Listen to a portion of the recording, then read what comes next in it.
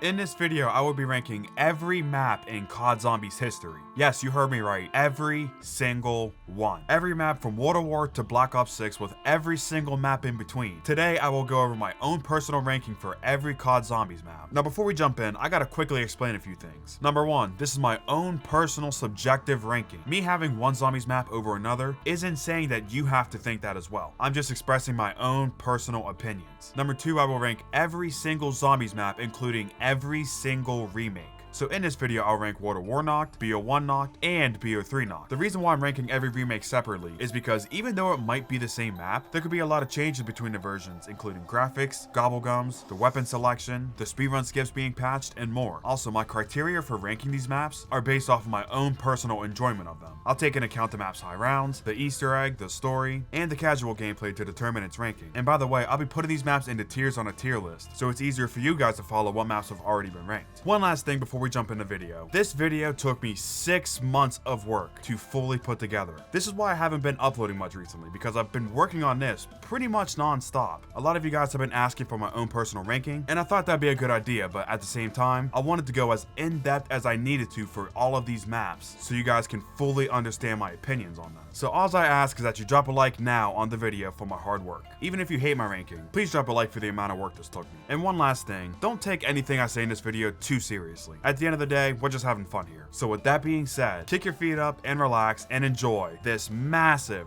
3-hour long video. So to start off this video, we're going to start with the F tier. Now these are maps that I wouldn't touch with a 10-4 pole. These maps are the worst of the worst in Zombies. I dread playing them every single time I touch them. And if you gave me the option between playing these maps or getting a root canal, I'd pick the latter. So with that being said, the worst Zombies map of all time is of course Duelists. Honestly, I could just put all of Vanguard in last place and move on, but this map in specific killed this community with just how bad it was. This map hurt the community far worse than BO4 ever did, or worse than Cold War ever did. This map pissed off almost every type of Zombies player on the planet. And to be honest, the community is still recovering from this abomination of a map. Speaking of, the next map is Terra Maledicta. Keep in mind, this map came out after Duelists.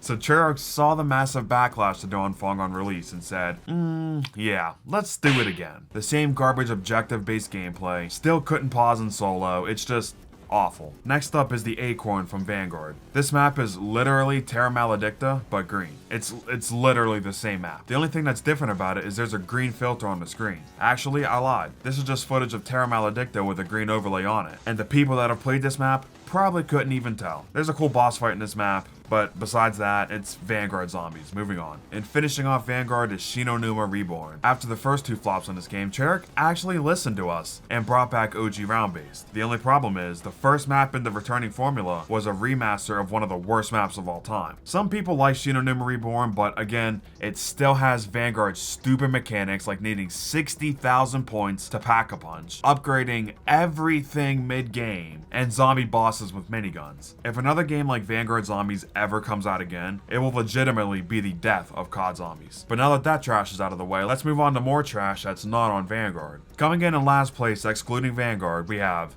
Bus Depot. This is just a fun survival version of the spawn area on Transit, and you can't leave spawn. You're stuck here. There's no perks, there's no pack-a-punch, there's only one box location, and the best wonder weapon on this map is the Ray Gun Mark II. This map is fun to play like once a year to test your skills, but besides that, it's a worthless map. Farm is also a worthless map, and that's what's coming in next. This map is, you guessed it, a survival map of the Farm from Transit. The only reason it's above Bus Depot is because Farm has perks on it. Besides that though, neither one of them are fun. Coming in next is our first non-Treyarch map on the list, and it is the Darkest Shore. Oh my god, this map is terrible. This map, there's so many things wrong with it. I don't even know if I can list them all in this video. First off, let me go over the positives. The low survival before round 1, that's cool. And the Hilt of Barbarossa, that's also pretty cool. Besides that, this map sucks. The wonder weapon is terrible, it's not fun to use, it's not satisfying to use. As my friend Starlight said before, it's a manscaped wonder weapon. And this thing, for as terrible and as not fun as it is to use, plays an integral part in this map's Easter egg. Because in this terrible Easter egg,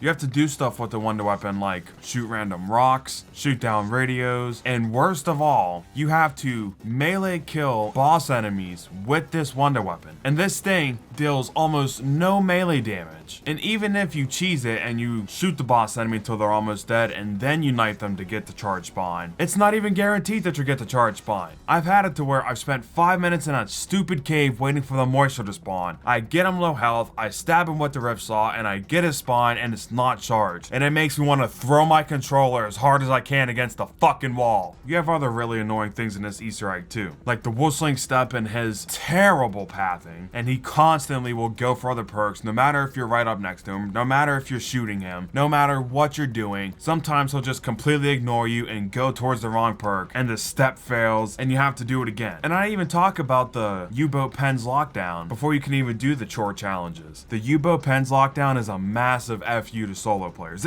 This whole Easter egg, this whole map is a massive FU to solo players. And that is a common theme in World War II Zombies. They wanted to punish you for playing solo for whatever reason, but I feel like this map does it the worst of them all. Either that or another map. More on that later. And don't even get me started on this boss fight. It is the most unbalanced piece of garbage in a solo game. It is so ridiculous, especially with how the armor system works in this game. Again, they just punish you for playing solo. The Easter egg in the boss fight, they're not bad on co-op, but they do not scale it back for solo players, which they should. Most zombie maps do. But even if, yeah, the wonder weapon sucks, or yeah, the high rounds suck, or yeah, the Easter egg sucks, or yeah, the boss fight sucks, at least the map looks cool, right?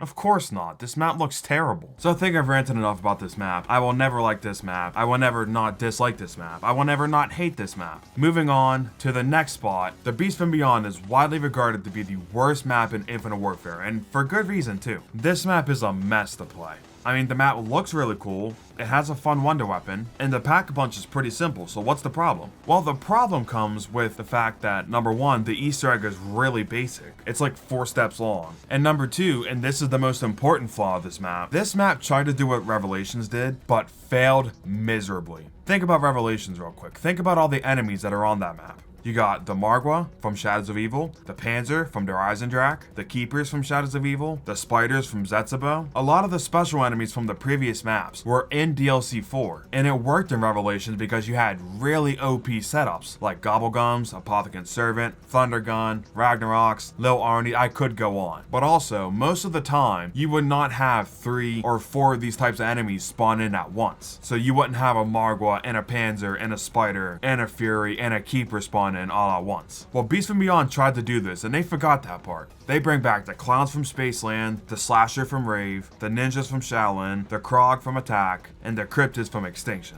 Not only is your loadout way less powerful in Beast from Beyond than it is in Revelations, but all of these zombies can spawn in at the same time. Literally, if you play past round 40 in Beast from Beyond, you will see 5 ninja zombies spawn with 2 clowns, with a slasher zombie, with some cryptids. Like, it's just chaos. And the way Infinite Warfare designed their enemies were good, but when combined and you have to fight them at once, you begin to see the problem, because one of their boss's weaknesses actually plays into another boss's strength. Like, for example, say you're about to die and there's a slasher in front of you. If he's about to take a chunk out of you, you instinctively want to run and go the other way. But if you start running for some reason, then the ninja zombies gain the ability to teleport on top of you and deal 2 hits worth of damage. It's just things like that ruined this map. They didn't playtest this map very much, and that's not me trying to throw shade at them. Lee Ross, the director of IW Zombies, literally said himself that they did not put much effort into playtesting this map because they wanted their full focus to be on the Super Easter Egg boss fight. And the Super Easter Egg boss fight is amazing, and I love it. It's my favorite boss fight ever, but I am not counting it as a part of Beast from Beyond. So if a map is so bad that even the director of the game has to come out and say, yeah, we didn't playtest this that much, chances are it's not going to be fun, and Beast from Beyond is not. The next map is my least favorite Treyarch Zombies map, like full Treyarch Zombies map, not like subset of Transit, like Bus Depot or nothing. The next map on my list is Firebase Z.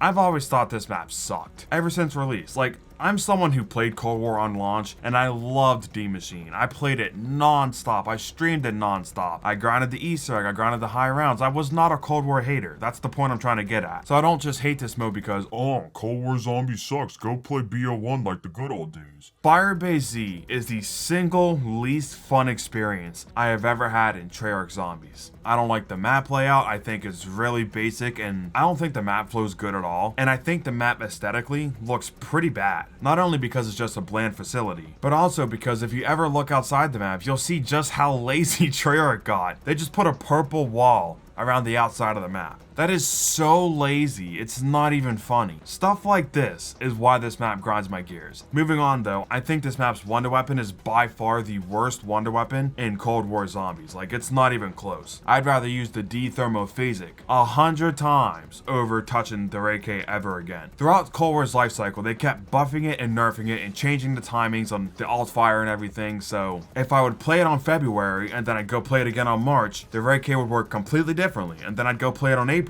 and it'd work completely differently. After the 4th or 5th time they changed it, I just said, fuck it, I don't care. I don't want to learn how to use this wonder weapon because it's uninspiring and it feels clunky. Moving on to the Easter egg. This map's Easter egg is trash. To do it, you have to open Pack-a-Punch, listen to dialogue, craft some True Serum, listen to dialogue, and then you start everyone's favorite step, the Mimic step, which, by the way, does not have a way to do it every single time. I don't care what the Cold War fans want to tell you, they can tell you any foolproof strategy. Don't spawn any Mimics that round. Don't shoot them in the head. You can only shoot them in the feet. You can only shoot them in the chest. It can't be a Pack-a-Punch weapon. It can't be a non-Pack-a-Punch weapon. Everyone has a different strategy. Do you know why everyone has a different strategy? Because it doesn't work! So if you can actually get this step to work, congratulations, but more often than not, you're not going to get one of the 3 doctors you need. So you're going to have to keep doing this stupid step over and over and over again until you just want to rip your hair out. And then after that, you got to listen to more dialogue and then do a couple challenges, which only one of them is really fun to do. And then you listen to more dialogue and then do the rocket step. And then you listen to more dialogue and then you start the boss fight, which can literally be completed in 3 seconds. It's one of the easiest boss fights ever. Even if you don't cheese it, you just go in with a normal loadout, you'll be in and out of there within a minute. Now, even though this Easter egg sucks, this map did have some cool side quest rewards. The only problem is, to get these side quest rewards, you had to do some really stupid and really tedious steps. Like, for example, for the upgrade of monkey bombs, you have to kill 40 zombies with monkey bombs at all 3 generators. That's a chore. Or to get free Wonder Sphere activations, you have to play a game of Dance Dance Revolution just to save 500 points. Like, there's so many just mind-boggling things in this map. And I'm not the only one, because if you look at the hardcore Zombies community, a lot of people, including some of my closest friends, played this map and was like, yep, nope, Zombies is done, I'm out, peace. Treyarch completely fumbled the momentum that Cold War Zombies had on launch with the machine. The last thing I want to talk about is the defense rounds, and a lot of people seem to like these, and I don't know why. Like, yeah, they can be fun in theory, but if you just get done with a very intense round and you're like, you barely survive, you're like, whew, okay, I gotta go hurry up and get my jug, and I gotta get my revive back, and I gotta get my armor. Should I try and get a new AAT? What do I gotta do? You're panicking and you're trying to think of what you want to do next, and then you get the defense round pop up on your screen. And you know that you can chill for the next minute and take your sweet old time getting everything you need. A lot of people seem to like this over how it was in Origins with like the Templar zombies, where they spawn mid-round with the zombies. But I actually prefer how it is in Origins, because in Origins, it's a special round and it achieves what it's going for. It's adding chaos to the gameplay. The defense rounds don't add chaos to the gameplay. It's just a snooze fest for a minute until the defense round starts. And you might disagree with that, and that's fine, but that's how I've always viewed these rounds. I've always felt like they were just a waste of time. So in summary, I don't like this map. I've never liked this map. I will never like this map. It is the worst Cold War map. It is my least favorite Treyarch map in history. Let's move on. Next up is Dead Ops Arcade 1. Now, I like the other 2 Dead Ops, but I'm not really a fan of this one. This one doesn't have anything that makes the other 2 versions fun. It doesn't have fun minigames. It doesn't have the wild. It doesn't have first person mode. And to beat the game, you only have to play 40 rounds instead of 64 like the other 2. So I think you guys can understand why Dead Ops 1 is my least favorite. Nuketown Zombies is just zombies on the Nuketown multiplayer map. This map can be fun every once in a blue moon, but there are 3 problems with it that ruin it. Number 1, there's no characters, it's just the CIA and the CDC. Number 2, there's no new wonder weapon, and in fact, the best wonder weapon on this map are the 2 ray guns. And number 3, the random perks. Why should I have to sometimes wait till round 20 or like round 25 to get Jug?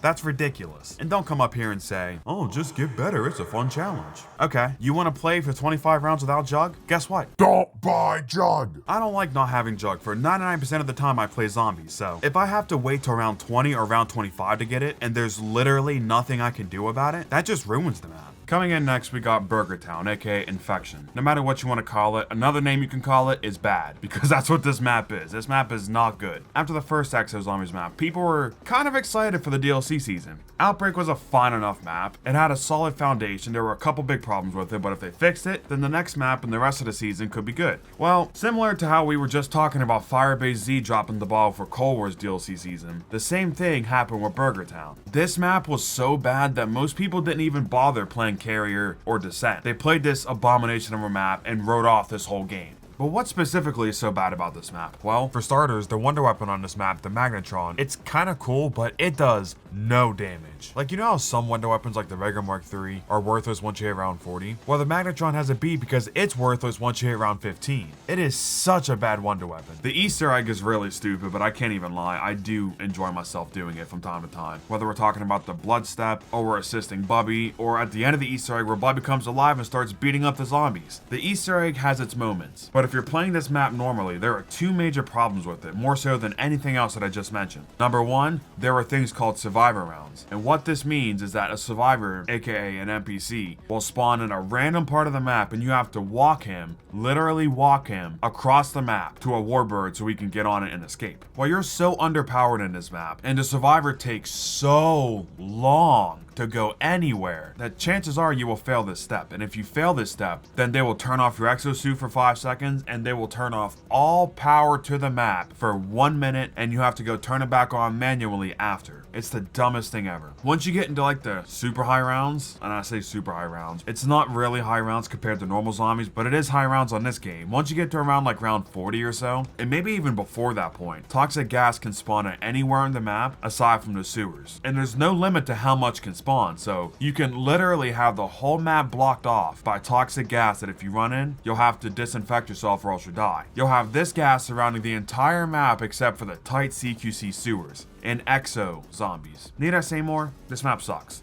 I just said more. We're gonna stick with Exo Zombies for now because the next map is Carrier. Now, I really don't get why people like this map. I don't. Like, the map looks really cool aesthetically, but that's about all this map has going for it. This map has something similar to the survivor rounds. It's the bomb rounds, where a random bomb will pop up in the map and you have to go defuse it, or else it'll explode and toxic gas will go in that area, and you can't go there for the rest of the round. And then if you ignore all 3 bombs and they all go off, then a Goliath will spawn in the next round to punish you for not doing the side objectives in Zombies. Keep in mind, this is not for an Easter egg. This is literally something you have to do just by playing the map casually. And this map also has teleporting zombies. Yes, you heard me right. Zombies that can teleport, which makes this map's enemy pool even worse than Infections. And this Easter egg is so dumb. It is so dumb. From having to play Plinko, to doing parkour around the map while drunk and zombies can still chase you, to needing to kill like 20 of those teleporter zombies and pick up a part that they drop and place it in the teleporter. And you can only pick up 1 at a time, so if you kill 2, you won't be able to put both in the teleporter. And then there's the RNG of having to fish up the shovel and then dig up the pad at the island. About the only step in this Easter egg that I actually enjoy doing is the shark step. Besides that, this whole Easter egg sucks. Also, I can't play as my goat Oz in here, so screw this map. Coming in next, we're going back to World War II Zombies, is USS Mount Olympus, or whatever it's called. Torture Path Part 2. This map is like a mini Voyage of Despair, except just like the last map, this map also has teleporting zombies for some reason. About the only thing in this map that is enjoyable to do is the underwater part of the Easter egg, where you gotta jump to the different rocks, then you gotta play a memory game. That's fun, but besides that, this map is not. Next up, we're going back to Infinite Warfare, and this will be the last time you see this game for quite a long time in this video. The next map is Shaolin Shuffle. Now, this map could have been great. It could have been. There were a lot of good things on this map. You got the 4 Cheese, you got Pam Grier, you got a pretty fun Easter egg, dare I say, at least compared to the 2 maps prior to this map. You got things like the katana with really cool effects. You got the nunchucks, which also have really cool effects. You got the rewind Easter egg. There's so many things to enjoy on this map, but there is one thing wrong with this map that drags it all the way down to F tier, and that is the ninja zombies. These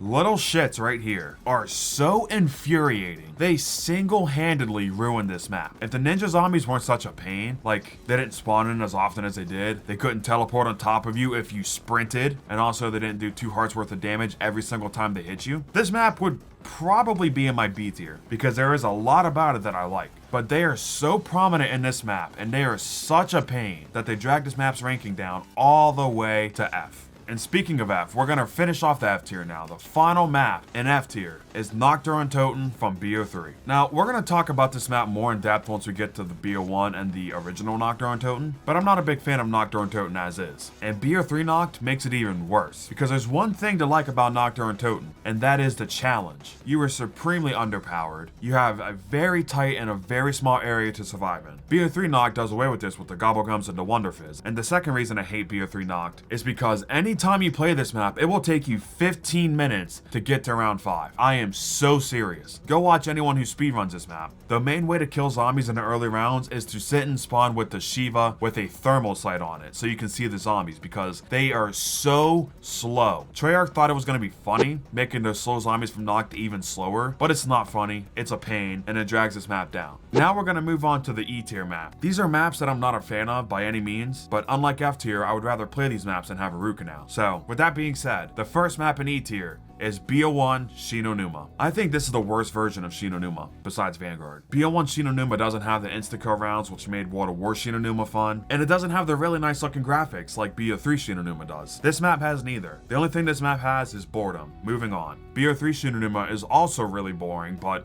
at least with this map, like I said, there are some nice graphics to look at. You're not just looking at green and gray. Next up is BO1 Nocturne Toten. Now I want to talk about this. For some reason, people think that you can't criticize Nocturne Toten because it was the first Zombies map ever. And I gotta say, that's a really dumb thing to do. Like, you can acknowledge that it's the first Zombies map of all time, but if you're saying that you can't criticize the map at all because it was the first Zombies map of all time that led to all the other maps we have, no. Yes, you can criticize it. Again, you can acknowledge that it's the first Zombies map of all time and thank it for laying the groundwork for what we have today. But again, if the map sucks, the map sucks. No amount of groundwork's ever going to change that. This map is bare bones as it gets, and it is very slow, and it's not that fun. Next up, believe it or not, we're going back to World War II again, because the next map is the third map on Tortured Path, Beneath the Ice. This map looks really cool, but unfortunately, that's about all it has going for it. It's just like the other two Tortured Path maps, where you have to do a bunch of quests and stuff, and it's still the first 10 rounds and then you exfil. That just leads to repetitive and boring gameplay. And even if you play this map as a survival map, it's still not that fun. Then again, I'm someone who doesn't really like World War II's mechanics, so I guess that makes sense. I will say though, it is a lot of fun to use the Sword of Barbarossa. Also, fighting the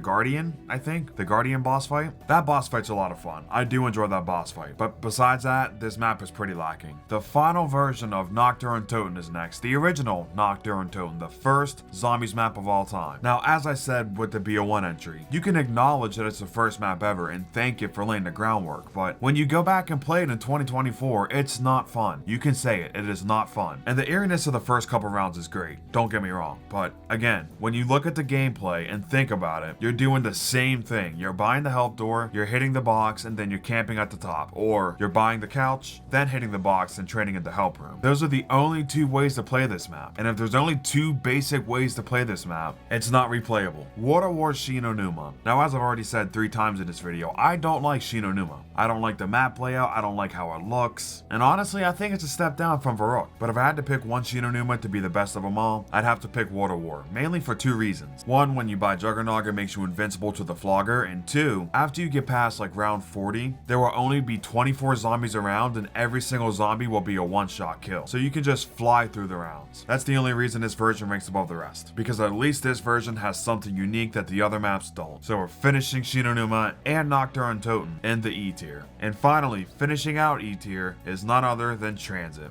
Transit, Transit, Transit. Where do I even begin with Transit? This map could have been great. It really could have been. And it should have been great too. They had a really sick idea, but unfortunately, between the hardware and a few baffling additions to the map, Transit, in my opinion, flopped. For some reason, people have been looking back at this map with rose-tinted glasses saying, oh, it's not that bad. It's really fun in co-op. Oh yeah, trust me, it's a lot of fun to be at town and the rest of your team be at the diner and they die and bleed out because you're across the map from them and they rage quit and leave. That's fun. You can't see 3 feet in front of you on this map, and that was a problem I had with Darkest Shore, and it's a problem I have on this map. The denizens are annoying, and before you say, if you don't like the denizens, just do the turbine trick then. The entire point of this is that I should not have to. I should not have to find workarounds for really, really poor enemy design and really poor gameplay changes. I should not have to find workarounds for them because they are so bad doing it the legitimate way that I have to find workarounds to tolerate it. If you find an unintended workaround for really bad map design, that doesn't fix the map's really bad design. You're just using a band-aid solution to try and discredit everyone's problems with the map. Yeah, the turbine allows me to insta-kill denizens, but again, I should not have to do that. I have to keep the turbine on me at all times, which means I can't grab any other buildables like the shield. And also, I have to run with it everywhere I go and keep knifing every 5 seconds. And don't even get me started on Pack-a-Punch.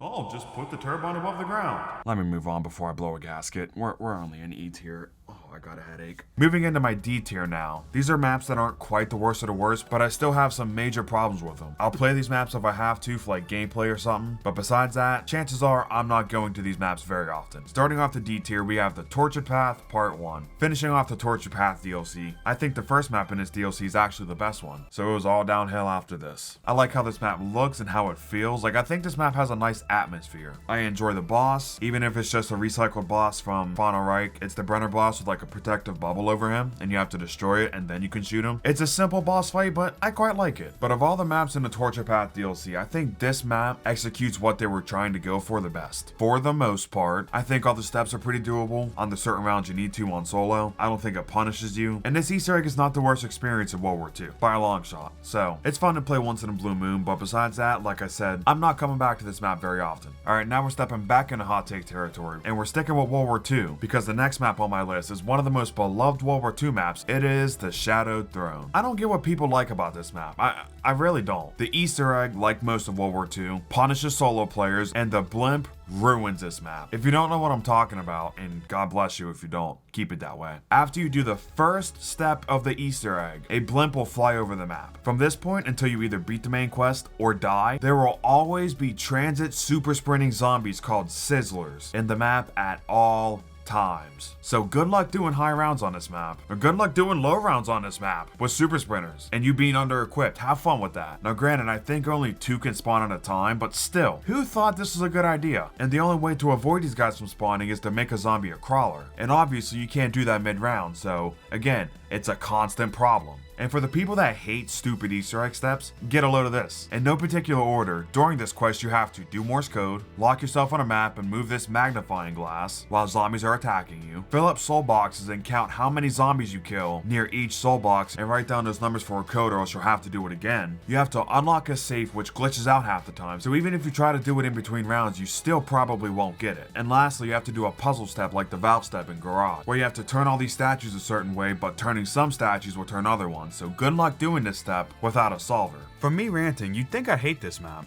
And you'd be right. But at least this map has some redeeming qualities. Like for example, the wonder weapons. The blunderbuss returning from Advanced Warfare was really cool to see, and even if it isn't quite the same thing as the blunderbuss from Exo Zombies, it's still really cool to see it come back. Also, the melee weapons are cool too. The switchblade, the spiked bat, and the axe all get really cool buffs when you get kills with them, but by far my favorite is the switchblade. When you get crit kills with it, you'll get a heart of armor back, which is a pretty nice workaround for someone like me who doesn't really like the armor system of World War II. Next up, we have yet another map from World War II Zombies. It is Groston House. This map is a bonus map for World War II Zombies. It's like the launch survival map, and it's basically a better and a more replayable Nocturne and Toten. It's a tiny map, you're just stuck in the house, and your main objective is to survive. With saying that though, there are a few quests on this map that you can do to make it more fun. Like for example, if you shoot the 5 lanterns around the map, you can unlock the mystery box. Then you give 10,000 points to the piano, and every single weapon in the box will be pack-a-punched. This map has a couple of really cool side quests like that, and it also has a Wonder Fizz so you can get your perks. And trust me, you will need them, because you're not just killing zombies in this map, you gotta deal with Wuslings and Brenners. This is a map that I can come back to like once a year maybe, and I'll have a lot of fun doing so, but once the game ends, I played enough of it for the next year. We're finally getting out of World War II now, and we're not going to revisit it for a little bit anyways. The next map on my list is Verrückt. Which one though? Is it World War? Is it BO3? It is neither, it is BO1. Now I'm someone who really likes Verrückt. I like BO3 Verrückt, I like World War Verrückt, but BO1 Verrückt's just never done it for me. It probably has something to do with the fact that I'm just not a big fan of BO1 as a whole. BO1 Verrückt isn't as chaotic as World War Verrückt because there's no super sprinters. At least they're not as bad as they are on World War. And it doesn't have the replay value of BO3 Verrückt. BO1 Verrückt's just not that enjoyable for me. When the main wonder weapon on the map is the Winter's Howl, I mean, need I say more? The next map is Moon from BO1. Now I'm gonna give you a brief backstory. I first played this map in like 2013, and while I thought it was cool that we were on the moon, I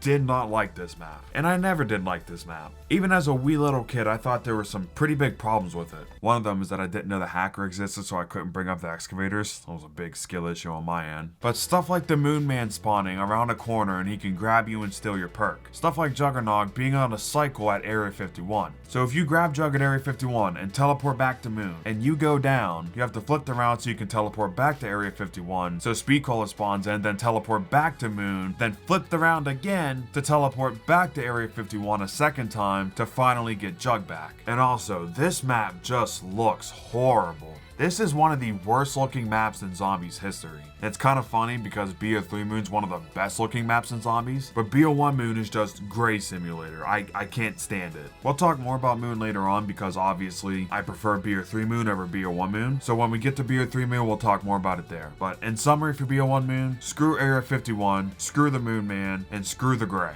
Next up is a remaster of the best Zombies map of all time, Kino der Toten and Black Ops 3. Kino's just not fun for me anymore. I mean, there's nothing wrong with the map, I don't hate the map, but there's no reason to come back to it. Kino was the first Zombies map that I ever played, and I gotta thank it for getting me into Zombies, but again, going back to what we were talking about with Knocked, I can thank it for getting me into Zombies while also realizing that the map does not play well in 2024. I would rather play so many more maps than Kino. I've just played this map so much that I think I burned myself out on it, and unfortunately I'll probably never be able to enjoy it again. And BO3 Kino with the gobblegums and everything, it just makes an easy map a total snooze fest. And the last map in D tier, we have our first BO4 map, just kind of shocking. In my opinion, the worst BO4 Zombies map is Classified. Now, if you knew me for a long time, then you'll remember that tag used to be my least favorite map, and while I'm still not the biggest fan of it, I have come to really enjoy some things on it. The same, however, cannot be said for Classified. I'll just never be able to get into this map. Like, on paper, this map should have been miles better than 5. It's a remaster of a bonus map, with the Ultimates crew back for the first time since BO1 Moon, and has way better looking graphics, and the Winter's Howl is better too. So, what went wrong with Classified?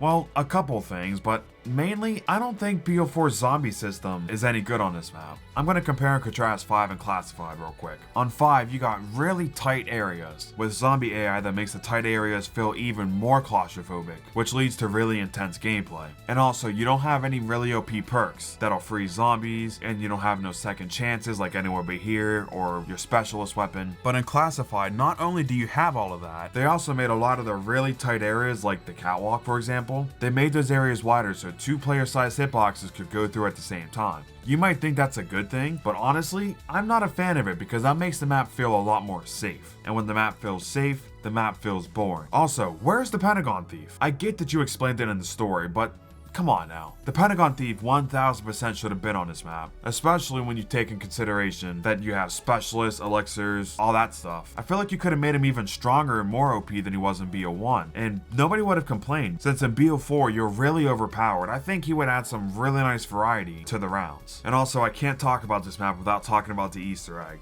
What were they doing? Round 150 for the cutscene, and the only indicator of it was a stupid smoke on the screen? That's literally the whole Easter egg, is getting to round 150. Now, I get what they were going for, and if they tweaked a couple things, maybe it could have worked. But asking people to get to round 150 is far worse than asking players to do the Blood of the Dead Easter egg. I don't understand why they didn't make the high round thing 115. If they had to do this, it should have made it 115 because number 1, that makes sense for the story, and number 2, that's shaving like 10 hours off of the game. Those final 35 rounds difference are night and day, literally. It is a night and day difference between when you'll be finished. 115, you'll be finished that day. 150, you'll be finished that night. But yeah, this map should have been better than 5. Some people do think it's better than 5, but in my opinion, because of the things we just went over, I'm not a fan of it, and I probably never will be. Now we're moving on to my C tier. These are all maps that I like just a little bit. These are maps that I don't think to play very often, but when I do play them, more often than not, I'm enjoying myself.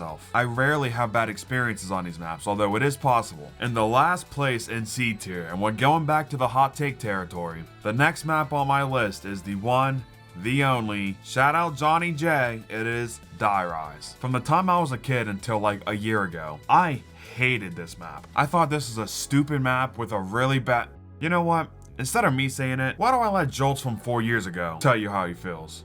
Speaking of maps that aren't for me, I'm sorry Johnny J, but the next map is Die Rise. Now I just don't see why people like this map. The layout is horrible, and then you have the PhD troll. Keep in mind that If PhD was on this map, it would be a crutch perk in most scenarios. So that's a kick to the balls right there. It's a Victus map, so of course the Easter egg is horrible and it requires 4 players to complete it. The perks in the Pack-a-Punch are in the worst possible locations. And no, the elevator key does not make this okay. However, I do enjoy how the Nova Crawler ripoffs give a free perk if you have 100% accuracy. Speaking of perks, I actually kind of like Who's Who. It just sucks that the only map that it's on is one of the worst maps for it to be on, if that makes sense. I really like the Sliquifier. It's really fun to use. However, Jimmy Zielinski was just pulling out every single troll that he possibly could with this map. Put a wonder weapon that makes you slide everywhere on a map that makes it so easy for you to just slide off the map. I do not agree with most of what I just said. While this map layout can be jarring at first, I think when you learn all the setups for the Tramplestein and you use them, this map doesn't flow as bad as you'd originally think. And even though the Tramplestein doesn't fix some parts of the map layout like the power room, it does make it like, I don't know, 60% better. And before you call me a hypocrite for what I said in transit, there are no other buildables on Die Rise, so you're not punishing yourself for keeping the Tramplestein. And also, you don't have to hold it out for 90% of the match like you do the Turbine. Just set the Tramplestein at your favorite shortcut and leave it there. As long as you're not right next to it, the zombies won't try to break it either, so you can literally just set it and forget it. Moving on from the map layout though, I like the Easter eggs on this map. I like both of them. Granted, I've never done them in co-op. I've only ever done them in solo with mods on PC, but all those patches do is get rid of the 4-player requirement for the elevator step and the symbol step. So if you've done them in co-op and you had a terrible team, then you'll probably have a different opinion on these Easter eggs than I do. And that right there, ladies and gentlemen, is the beauty of a subjective ranking. You don't have to have the same experience as me. Even though they're both really easy and they're like 5 steps long, they're still pretty fun to fly through in like 20 minutes. Last but not least, let's talk about high rounds. I think they're pretty fun on this map. Again, granted, I've never gotten around 100 on this map. I've only went to like round 70 and then quit because I don't really like high rounds. But regardless, my experiences going for high rounds on Die Rise were pretty chill and honestly really enjoyable. Now with all the good I have to say about Die Rise, believe it or not, I still do have some really big issues with this map that keep it in C tier. Like, for example, here's another hot take for you, the Sliquifier. I know that most people love this wonder weapon, but it just doesn't feel cool to me. Like it's just lacking an oomph that the jet gun had and the paralyzer had. Even when you shoot the zombies, it's cool to see them constantly slipping and falling, but it just doesn't pack a punch. No pun intended. And another really big problem I have with this map is the elevators, specifically the ones that have the perks. I can't stand that this map has random perks, and on top of that, if you know where the perks are, you still can't get to them whenever you want because you have to wait for the elevator to stop at every single floor until it finally comes to you. So in most cases, you gotta chase after the elevator to get the oh wait, and the power room, you're stuck down here just waiting for the elevators, and that's your only way out. And also, why does this map not have PhD? Like I played a modded version of Die Rise a few months ago and it had PhD on it, and oh my god, it made this map 10 times more enjoyable, with it both negating splash damage and respawning you in the map if you fell off. It led to some really fun gameplay where I was trick-shotting the zombies and I didn't have to worry about dying. So in summary, I don't think Die Rise is a great map, but I definitely don't think it's a bad map. It's a solid map that had potential to be much better than it is, but with that being said, I still do like it more than most. Coming in next is Outbreak. But which one? Guess right now, we'll see if you're right. Cold War or Exo Zombies? If you guessed Cold War Outbreak, then congratulations, you'd be wrong. Next up is Outbreak from Exo Zombies. Now it's been a minute since we talked about Exo Zombies in this video, and I don't know if you remember, but when we were going over Burger Town, I said Outbreak had a solid foundation, that if they fixed a couple problems Outbreak had, then the rest of the DLC season could have been good. And obviously that never came to pass, but no matter what anybody says about Exo Zombies, we can all agree that the first map was solid. It's a simple map with some replay value, and most importantly, there are no stupid mid-round objectives that punish you for ignoring them, like the bomb defusal rounds on Carrier and the survivor escort rounds on Infection. It's just load in and kill zombies. This map also has a really simple Easter egg that's surprisingly fun for the most part. Screw that incinerator step forever, that garbage step. No pun intended. Now, like I said, this is a solid map with a solid foundation, but there were some problems in this map still. It was not a perfect map by any means. One is the elephant in the room. Anyone that's ever played Exo Zombies knows what I'm about to say. The EMZs. The EMZs are way too annoying. They have no spawn cap, they deal the same damage, and have the same speed as the normal zombies. But worst of all, they can disable your exosuit in Exo Zombies. You know, the game mode where every zombie has an exosuit. I'm still trying to figure out who thought this was a good idea. And they don't even have to hit you to disable your exosuit. If they're within like 5 feet of you, they can do like a blast attack that if it connects with you, again, it'll shut off your exosuit. And the other major issue with Exo Zombies is how weak the weapons are. Even at Mark 25, which is the highest Pack-a-Punch level, most weapons in this game struggle to kill zombies as early as the early to mid 30s. And I'm not talking just red guns either. This includes wonder weapons like the only wonder weapon on this map, the Cell 3 Cauterizer. For as cool as it looks and feels, it's straight up worthless past round 40. Because of this issue, most high rounds that people do in this game consist of jumping around activated traps, and that is the single lamest high round strategy ever. It's even worse than the Alpha Omega Ballistic Knife strat. So if you're just doing the Easter egg on this map and you're out of the game by like round 20, then it's a solid experience. But besides that though,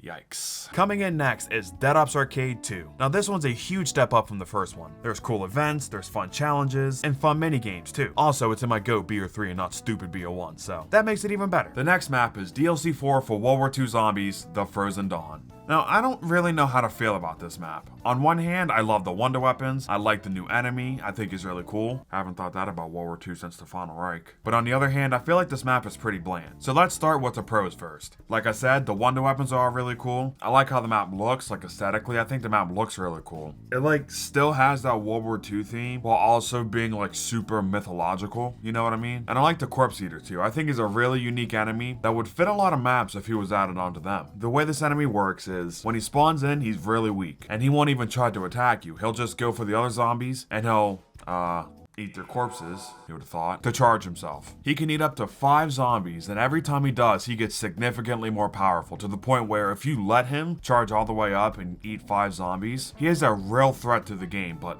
then again, it's kind of your fault if you let him get to this point. And all the wonder weapons are really cool too. You got the shield and the hammer, those are really cool, but I want to highlight the other 2 weapons because I love these 2. The Talon on one hand is just a melee weapon, but you also have the flail with it to save the location where it lands, and whenever you want to, you can click it again to teleport yourself to where you threw the flail. This makes for some really fun gameplay, and like I said for the Corpse Eater, I wish this weapon was on other maps besides just this one. And of course you got the Scythe, the OP one, of course it's my favorite one. You can cheese the boss fight with this thing, you can cheese high rounds with this thing, you can do basically whatever you want to with the Scythe and the right mod loadout. But unfortunately, with all the good I have to say about this map, there are some downs to it. The Easter egg isn't very long, it's pretty much just making the 4 wonder weapons, then you're going into boss fight. And I guess they wanted you to cheese this boss fight because when this boss fight came out, there was like 4 or 5 different ways to cheese the boss fight, and they patched all of them except for one, and that one is with my GOAT, the Scythe. This boss fight could have been cool, but when you have all these ways to cheese it, and even today when you still have a way to cheese it easily, why would you go through the pain of trying to do it legitimately if you can just stab him a couple times to win? And as far as I know, this map doesn't have any cool side quests. I mean, you have the cool Perkaholic one with the flail, but besides that,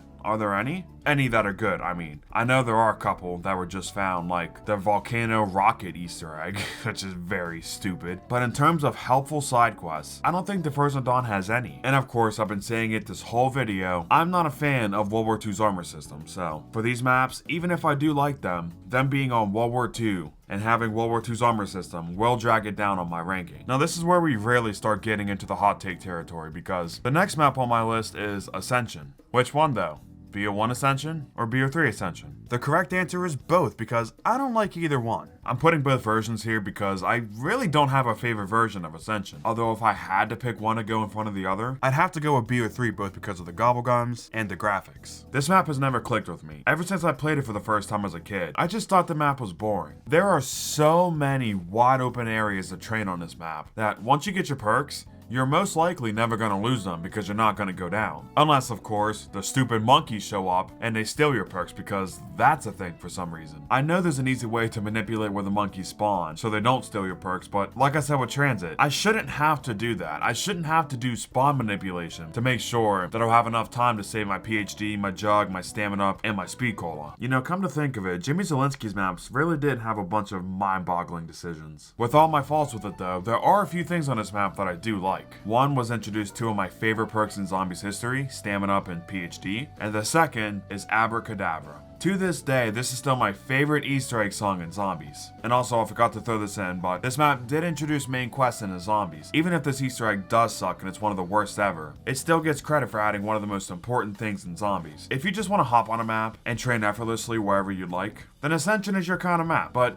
me personally, I like tighter, more complex maps, so Ascension can't go any higher than this. We're sticking with BO1 for the next map, and we're staying in hot take territory too, because the next map is the other BO1 map with the Thunder Gun, on the best zombies map of all time, Kino der Toten Black Ops 1. Now, like I said earlier, growing up, I loved Kino. In fact, Kino was the first zombies map I ever played, all the way back in 2010. I loved it as a kid, but now, I find this map to be pretty boring. Like, once in a blue moon, I'll hop on Kino, get the commando from the box, and I'll have fun until like the mid-20s, but after that, I'm bored out of my mind and I want to end the game. And after I join the game, that'll be the last time I play Kino for like another year or two. Kino der Toten has to be the single most overrated zombies map of all time. Because at least for other maps that are overrated, like Buried, at least there are fun things to do on the map. The same, unfortunately, cannot be said for Kino, and after I play it for 1,000 times, there's no reason to play it the 1,001st. Next up is the inferior version of Shangri-La, the BO1 version. Oh, would you look at that? The BO1 haters putting all the BO1 maps near the bottom. BO1 Shang can be fun. It can be. But there is a lot more fun to be had on the remaster, especially since you don't have to rely on your brain-dead teammates to coordinate Pack-a-Punch in BO3. This map is really hard, especially compared to the other BO1 maps like Kino and Ascension. But for some reason, whether it's the beautiful graphics or the cool traps, this map just keeps me coming back. The next map on my list, it's not really a map, it's more of a game mode. It is Outbreak from Cold War. Now, I feel like I have this in such a spot that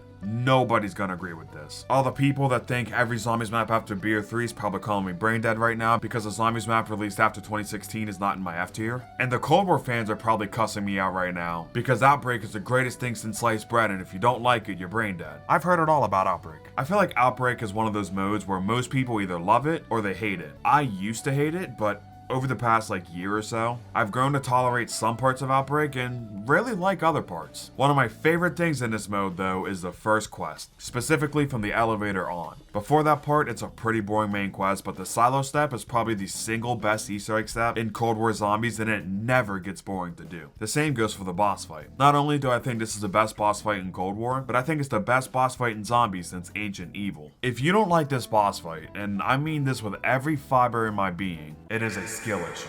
This boss fight is so much fun. It's not something you could just hop into and beat it the first time easily. You have to learn the balance between focusing on the boss while also dealing with the normal enemies, while also trying to kill the boss before the timer finishes and you blow up. Now you might hear that and think, how is a time boss fight a good idea? Normally a timer for a boss fight wouldn't be the best idea, looking at you, Okumura. But in this boss fight, they give you so much more time than you need, it's not even funny. You can fail to break the Legion's orbs up to 3 times in this boss fight, and you will still have enough time to beat him if you're good enough. The timer is purely there to mess with you and to get you to try to do this boss fight super fast and subsequently dying. But if you just ignore the timer, you will play so much better in this boss fight because you won't be fixated on it. This is a great boss fight and I'm tired of hearing the contrary. Now, I just glazed the hell out of this Easter egg for the past 2 minutes, and because of it, you're probably wondering why Outbreak is only in C tier, and that's because the rest of the game mode, outside of what I just said, leaves a lot to be desired, and I mean a lot. The natural progression of Outbreak, I feel, just doesn't play well.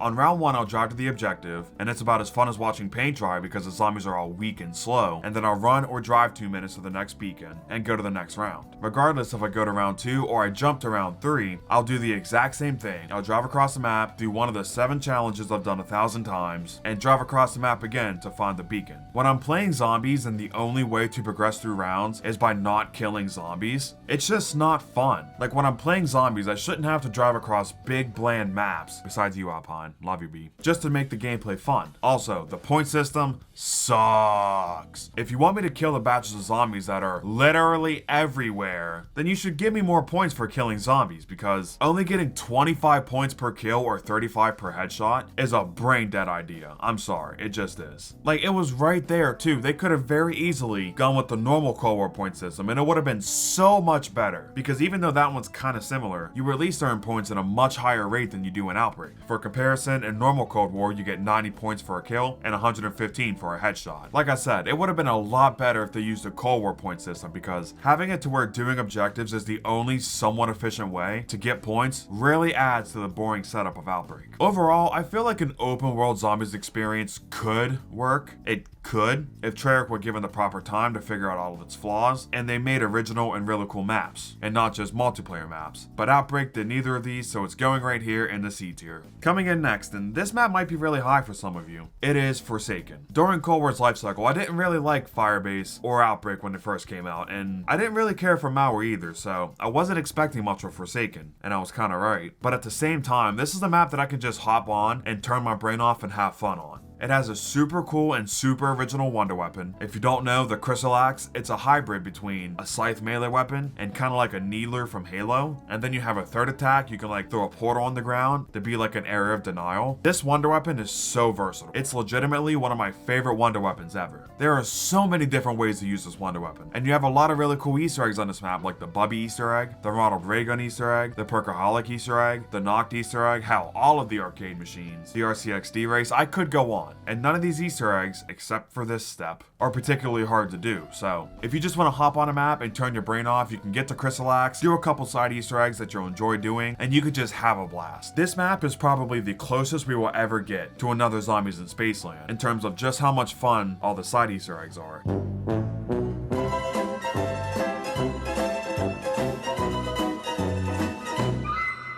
One major thing this map doesn't have, though, that Spaceland does have, is a good atmosphere. Besides the Dark Ether version of the Omega War Room, it's just another military base. And on top of that, 90% of this map was just recycled from campaign. So unfortunately, you'll be thinking about the terrible atmosphere this map has every single time you play it, but besides that, I think it's a pretty fun map. I do. Anytime I find myself going back to Cold War, chances are it'll be on Forsaken. And finally, finishing off the C tier, we have a map that would have been a real surprise to Joltz from 4 years ago. And the map I'm talking about is none other than Tag der Toten. Now my story with this map is actually kind of funny because from the time it released until I made my Easter egg guide about a year and a half ago, I hated this map. I mean, just listen to what I had to say about this map 4 years ago.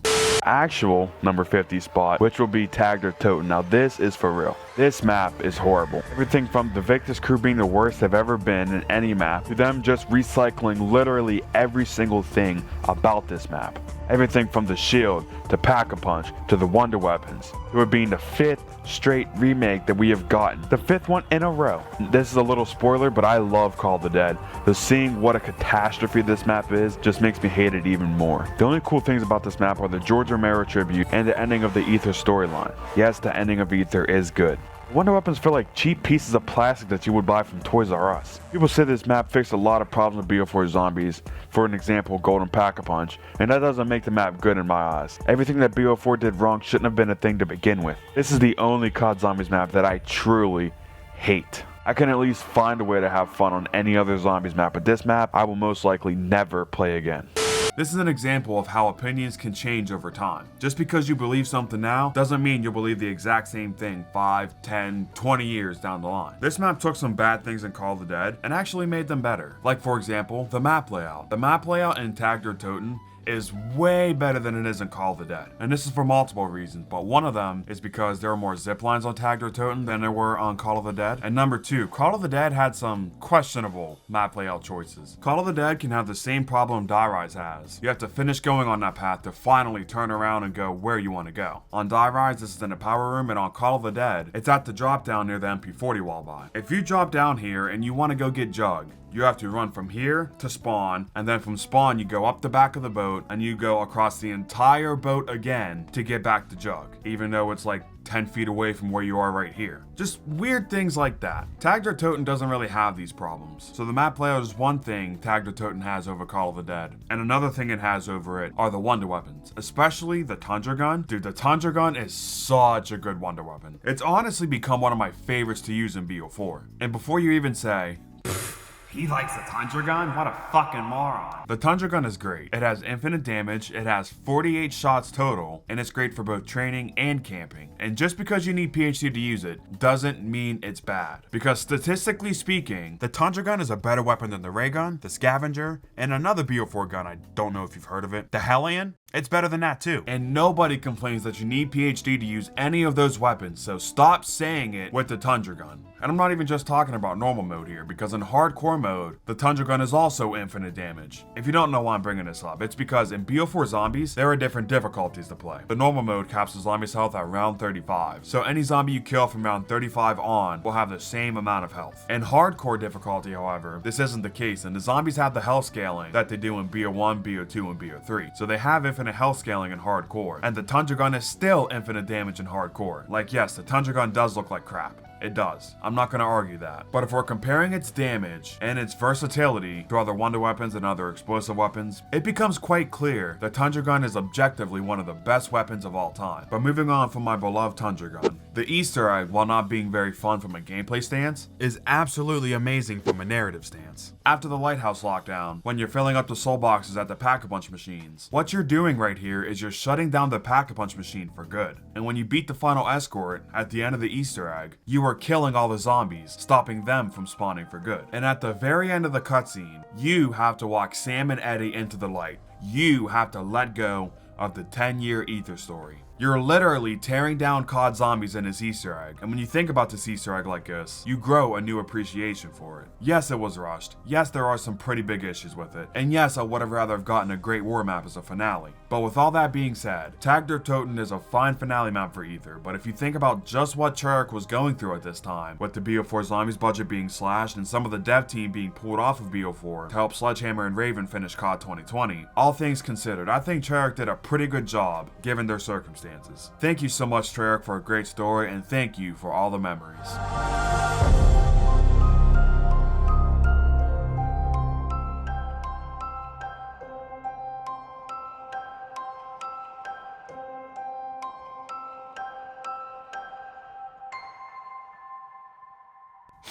Sorry, I don't know why that was so emotional.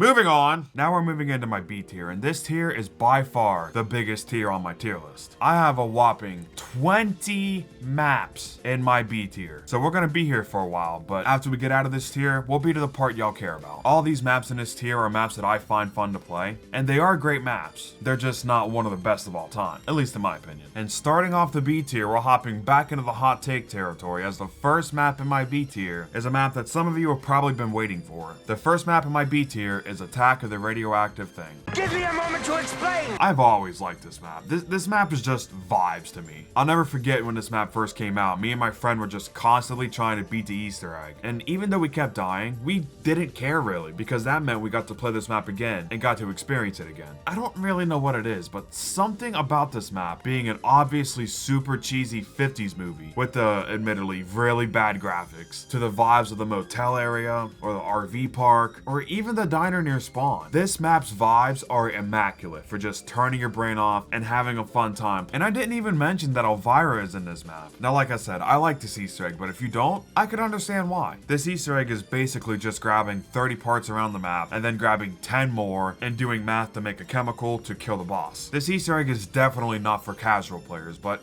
that's why I like this map. It knows what it's going for and it achieves it through and through. Even if you're just hopping on this map to kill zombies, it's still a lot of fun to play, thanks to the Mad Wonder weapon and it having infinite ammo, and also the special enemies are nice in this map too. And the cherry on top is the Pack-a-Punch camos. These camos are beautiful and they're some of the best in IW. And if you know IW, then you know that's high praise, because IW, for the most part, had some really nice Pack-a-Punch camos. There were 2 on every map and they all looked great, but attacks always stuck out to me. But especially the second camo with all the atoms floating on it. Oh my god, it looks so nice. But yeah, this is a map that I've always, well, I was gonna say it's been a guilty pleasure of mine, but it's not a guilty pleasure because I'm proudly speaking about how much I love it. So we'll just say this map pleasures me.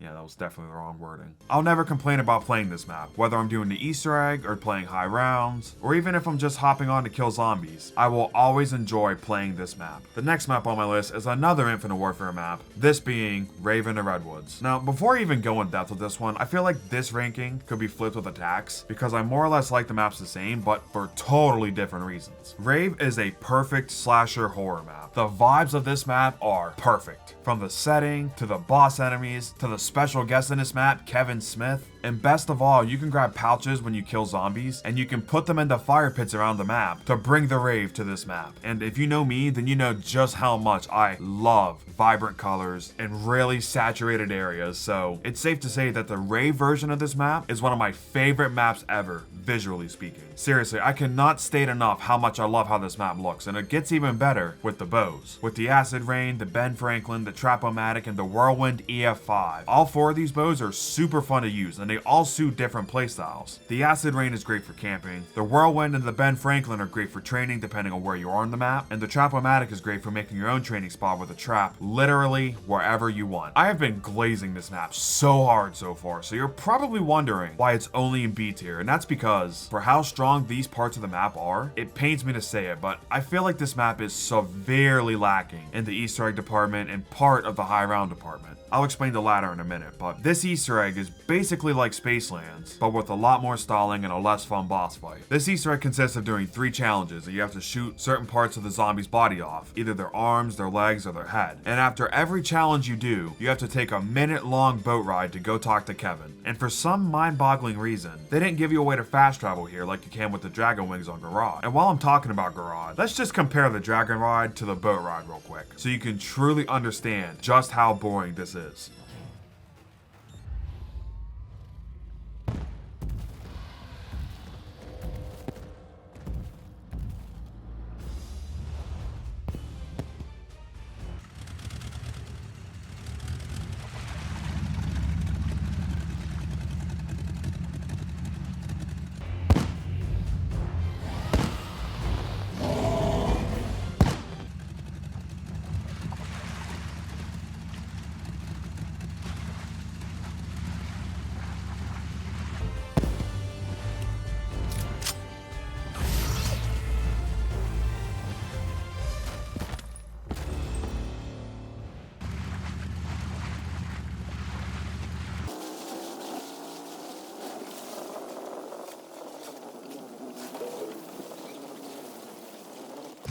And that just made the boat ride look pretty lame as is, but don't forget that the boat ride is twice as long as the Dragon Ride is on Garage. This is so boring to do, and it is half of this map's Easter egg. But after you ride the boring boat ride for the final time, Kevin will turn into a super slasher over his guilt of killing Jay, and that will start the boss fight. This boss fight is really boring. You're gonna charge 2 or 3 soul boxes to form a circle, and lure the slasher into the circle, and shoot him to turn off rave mode. Then you gotta train him around the boss fight arena, and shoot symbols that'll pop up on his body. These symbols take like 15 to 20 seconds to spawn in, and you have to shoot 7 of them to beat the phase, which means this is a minute and a half to 2 minutes of just training him around, just waiting for the symbols to show up. You gotta do everything I just listed 3 times to beat him, and by the time I'm at the end of this quest, I'm basically asleep. You wanna know how long this boss fight is? The world record for it in 2024 is over 7 minutes. Compare this to the Mephistopheles boss fight, which is only 2 minutes longer, and that boss fight is action-packed from beginning to end. And this boss fight is just 7 minutes of waiting for the big guy to go where you need him to, so you can move on to the next thing. And the last gripe I have with this map is, if rave mode is so important, why does the game spawn an invincible enemy into the map in rave mode after round 10? And I don't want to hear, Just get to Smiley and you can kill him easy. I shouldn't have to hold on to a specific weapon to take out an otherwise invincible boss enemy that sucks at killing literally any other enemy. When the Smiley was great in release, this wasn't an issue, but now that the Smiley sucks at killing zombies, and it has really low ammo, having to give up a weapon slot for the sole purpose of killing an enemy in rave mode is pretty dumb. I think this map is pretty good for the most part, but if the Easter egg was better and the rave slasher just was not a thing, this map would most likely be in my A tier. The next map is my second favorite Black Ops 1 map,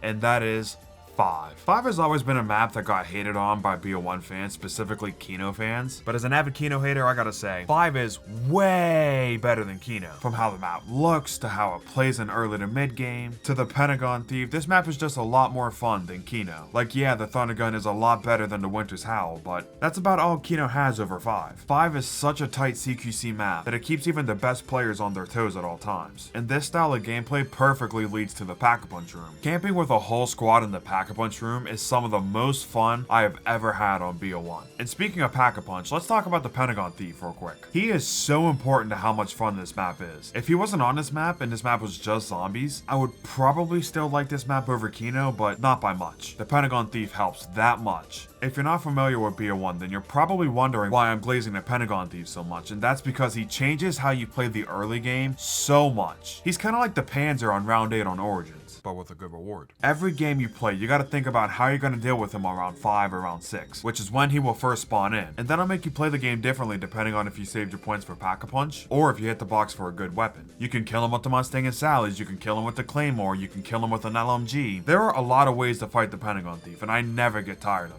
Even after I'm fully set up, when he spawns back in, I'm actively looking forward to fighting him. And because of this, you will change how you play this map every single game, depending on what weapons you have or what perks you have. And it's very important that you get ready for him, because when he spawns in, he will run towards you and actually take your weapon. If he takes your weapon, then you have to kill him before he disappears. If you do, then you'll get your weapon back. But if you don't and he disappears, then he just took your weapon and you'll never get it back. That sounds like a real pain, but it's actually a high risk, high reward type of thing. Because if you kill him before he takes your weapon, he will give you a bonfire sale, which when picked up will give you a fire sale on the Pack-a-Punch machine, and you can Pack-a-Punch your weapon for 1,000 points. I think he's a really unique enemy, and he stands out compared to the rest of the bosses in BO1, because most of the special enemies in this game are pretty annoying, and I think with the Pentagon Thief, they nailed the balance perfectly. And of course, how could I talk about 5 without talking about the amazing crew? JFK, McNamara, Nixon, and Fidel Castro. All 4 of them are great to play as. Like, I'm not ending the game if I get any of them. So 5 throws a hard difficulty spike your way, especially for BO1 standards. And at first, you might not like it, but once you get used to it, and you get better at the map, there are a few Zelensky maps that are as enjoyable and replayable as 5 is. The next map on my list is the final map in COD Zombies, Descent. Now, most of you are probably wondering why I ranked this map so high, and it's for 2 reasons. One, we fight against the goat himself, Oz, and the second is because of this map's Easter egg. Besides one really annoying step in this quest, this entire Easter egg is fun from beginning to end. From the Goliath step, going in a Goliath suit and going outside of the map, and going underwater and seeing all the zombies and all the fish and everything, to the drone challenge, to the unlimited grenade challenge, to the parkour step, to the rocket challenge, to the board challenge, to the first 2 boss fights in Zombies history that both hold up pretty well to this day, to the ending of the Easter egg where we go back to Outbreak and play a version of it inside of Oz's mind. This Easter egg is so much fun, and I cannot stress this enough. Besides the EMZ step, it is one of the most fun and replayable Easter eggs we have ever seen in Zombies. Another thing I love about this map is the setting. An Atlantis-inspired mall in the ocean, I mean, what's not to love about that? Raven Software didn't hold anything back when making this map setting, and I think it's one of the best looking maps in Zombies pre-BO3. These immaculate vibes are only amplified by this map's wonder weapon, the Trident. When you shoot this wonder weapon, it'll fire beams that'll ricochet all over the walls and the ceiling, damaging any zombie that it touches. This wonder weapon is a lot of fun to use in smaller rooms and choke points. You know, now that I think about it, I gotta give Exo Zombies some credit. Every wonder weapon in this game, except you, are very unique and a lot of fun to use. Even if they might not be able to carry it around 100, they're still really unique. As for what else I like about this map, yeah, that's about it. Since this is still Exo Zombies, we still have EMZs and we still have annoying boss enemies, but in this map, we also have hybrid zombies. So now, instead of having an EMZ zombie and a teleporting zombie chasing you, you can now have a teleporting EMZ zombie chasing you that'll teleport on top of you and disable your exosuit. So with that being said, this map is pretty unbearable past like round 30. This map honestly could have been one of the all-time greats if it didn't have all the obnoxious enemies on it, because like Shaolin Shuffle and like another map we'll be talking about shortly, this map is dragged down by its enemies. Moving away from Exo Zombies for good in this video, the next map on my list is Shangri-La from Black Ops 3. I think Shangri-La looks a lot better in BO3, and I also think it plays a lot better in BO3 too, thanks to Gobblegums. Now that might be a hot take, but hear me out. Thanks to Gobblegums, it is a lot more fun playing underground in the tight areas, since I can run stuff like in plain sight. You can use fire sales to get the baby gun before round 30, which good luck doing that on BO1 Shang. And most important of all, on BO3 Shang in public match, you don't have to wait for your 3 brain dead teammates to stand on the pressure plates around the map to open up Pack-a-Punch. You can just run wall power or crate power and Pack-a-Punch whenever you want. It's just like Moon. Spoiler alert. I think the remaster having Gobblegums undid or offered workarounds to a lot of really bad gameplay choices from Jimmy Zielinski. One thing BO1 Shang does have over BO3 though, is how the baby gun works. In BO1, you just shoot them with your shrink ray, and then you can just steamroll them, but on BO3, you'll keep getting caught on the baby's hitboxes for some reason. And if you combine that with BO3's aggressive zombie AI, simply using this wonder weapon on BO3 can sometimes lead you to go down. To stop this, you can use the ray gun on the zombies while you're running over them, but it still is pretty annoying nonetheless. It's not that big of a deal though, because in summer of 2020, I got to round 100 on Shangri-La on BO3, and I enjoyed myself every step of the way. There's another map from Zombies Chronicles coming up soon that I wasn't a big fan of until I went for high rounds on it. More on that later. But sometimes all it takes is one fun game of a map to completely change my opinion on it. Next up is a classic map, the second Zombies map ever made. It is Verrückt from World at War. Now this map is pretty polarizing because it's a really tight map with super sprinting zombies as early as round 5 or round 6. These Verrückt sprinters, as they've been dubbed, really drag the map down for some, but for me, I think that's what makes this map so fun. We're in an asylum with zombies that can run like they're out of their mind. And I just think that fits to the vibe of this map perfectly, and it really has me on the edge of my seat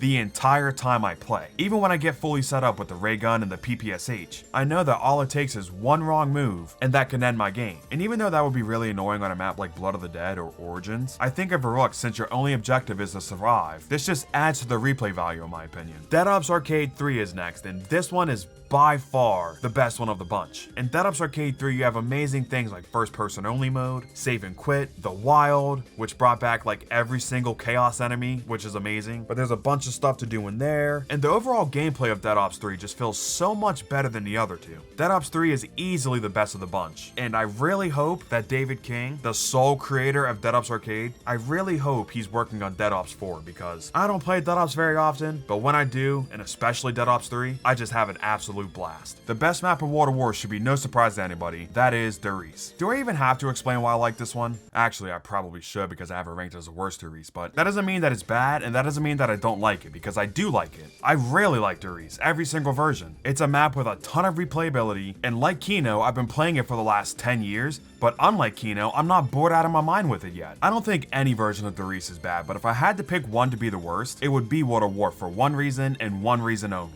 The Wunderwaffe taking away your jug. There is a glitch in World at War Duelists to where if you shoot yourself with the Wunderwaffe and you get the electricity on your screen, that'll glitch out your Juggernog and basically take it away. So it'll go back to a 2-hit down for the rest of the game. And since Quick Revive in World at War doesn't revive you, you basically just ruined your game with a really annoying bug. When you learn how to use the Waff properly to avoid this from happening, it's not that big of a deal, but it's still a really major bug that ruins a lot of people's games. This map also has one of the best Easter egg songs of all time, which is Beauty of Annihilation. Anytime I play Duelists, I make sure I activate this song because it gets me in the perfect mindset to slay zombies.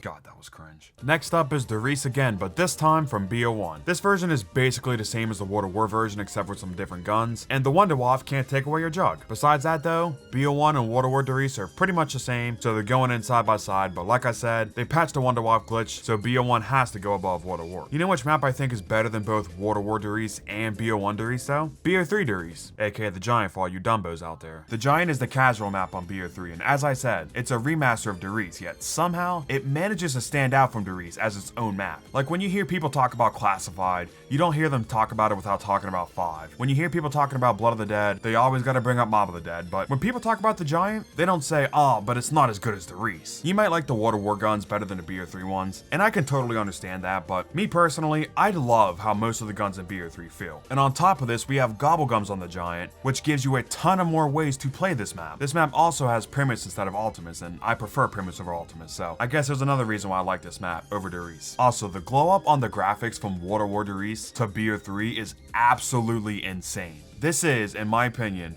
one of the best looking maps ever. I've always enjoyed the Giant more than Duelists, and it'll probably always stay that way. I also prefer BO3 Verrückt over its other versions too. This is my favorite version of Verrückt because I think BO3's chaotic zombie AI, combined with Verrückt's map layout, play the perfect counterbalance to the Gobblegums, and I never feel super overpowered in the higher rounds on this map. It's just balls to the walls, non-stop action, and I love it. It's kind of funny because whether or not Gobblegums are a good addition to the Chronicles maps or not, all depends on how hard or how annoying the original version was. And for a map like Verrückt, I think with how hard the map is, the Gobblegums help counter the absolute insanity that is BO3 Verrückt high rounds. I alluded to this earlier, but back in 2020, my friend and I challenged each other to see who could get round 100 first on every BO3 Zombies map, and by far, the map I had the most fun getting round 100 on was Verrückt. I don't know how else to say it, just using the Wunderwaffe and the Mark II in the kitchen on round 80 with power vacuum just hits different, man. It's so chaotic, I love it. If you've never tried it, I strongly suggest that you try doing some high rounds on BO3 Verrückt, and I guarantee you will like it. Town is a classic, one of the maps that got me into zombies, and somehow, I'm not bored of it yet. It's the final survival map from Transit in this video, and it's been a while since we talked about the other two because, quite frankly, they suck. But Town is what the other two Transit survival maps should have been. In Town, you have all of your perks, you have Pack-a-Punch, and you even have wall buys. Still trying to figure out why there's no wall buys in Town on Transit, but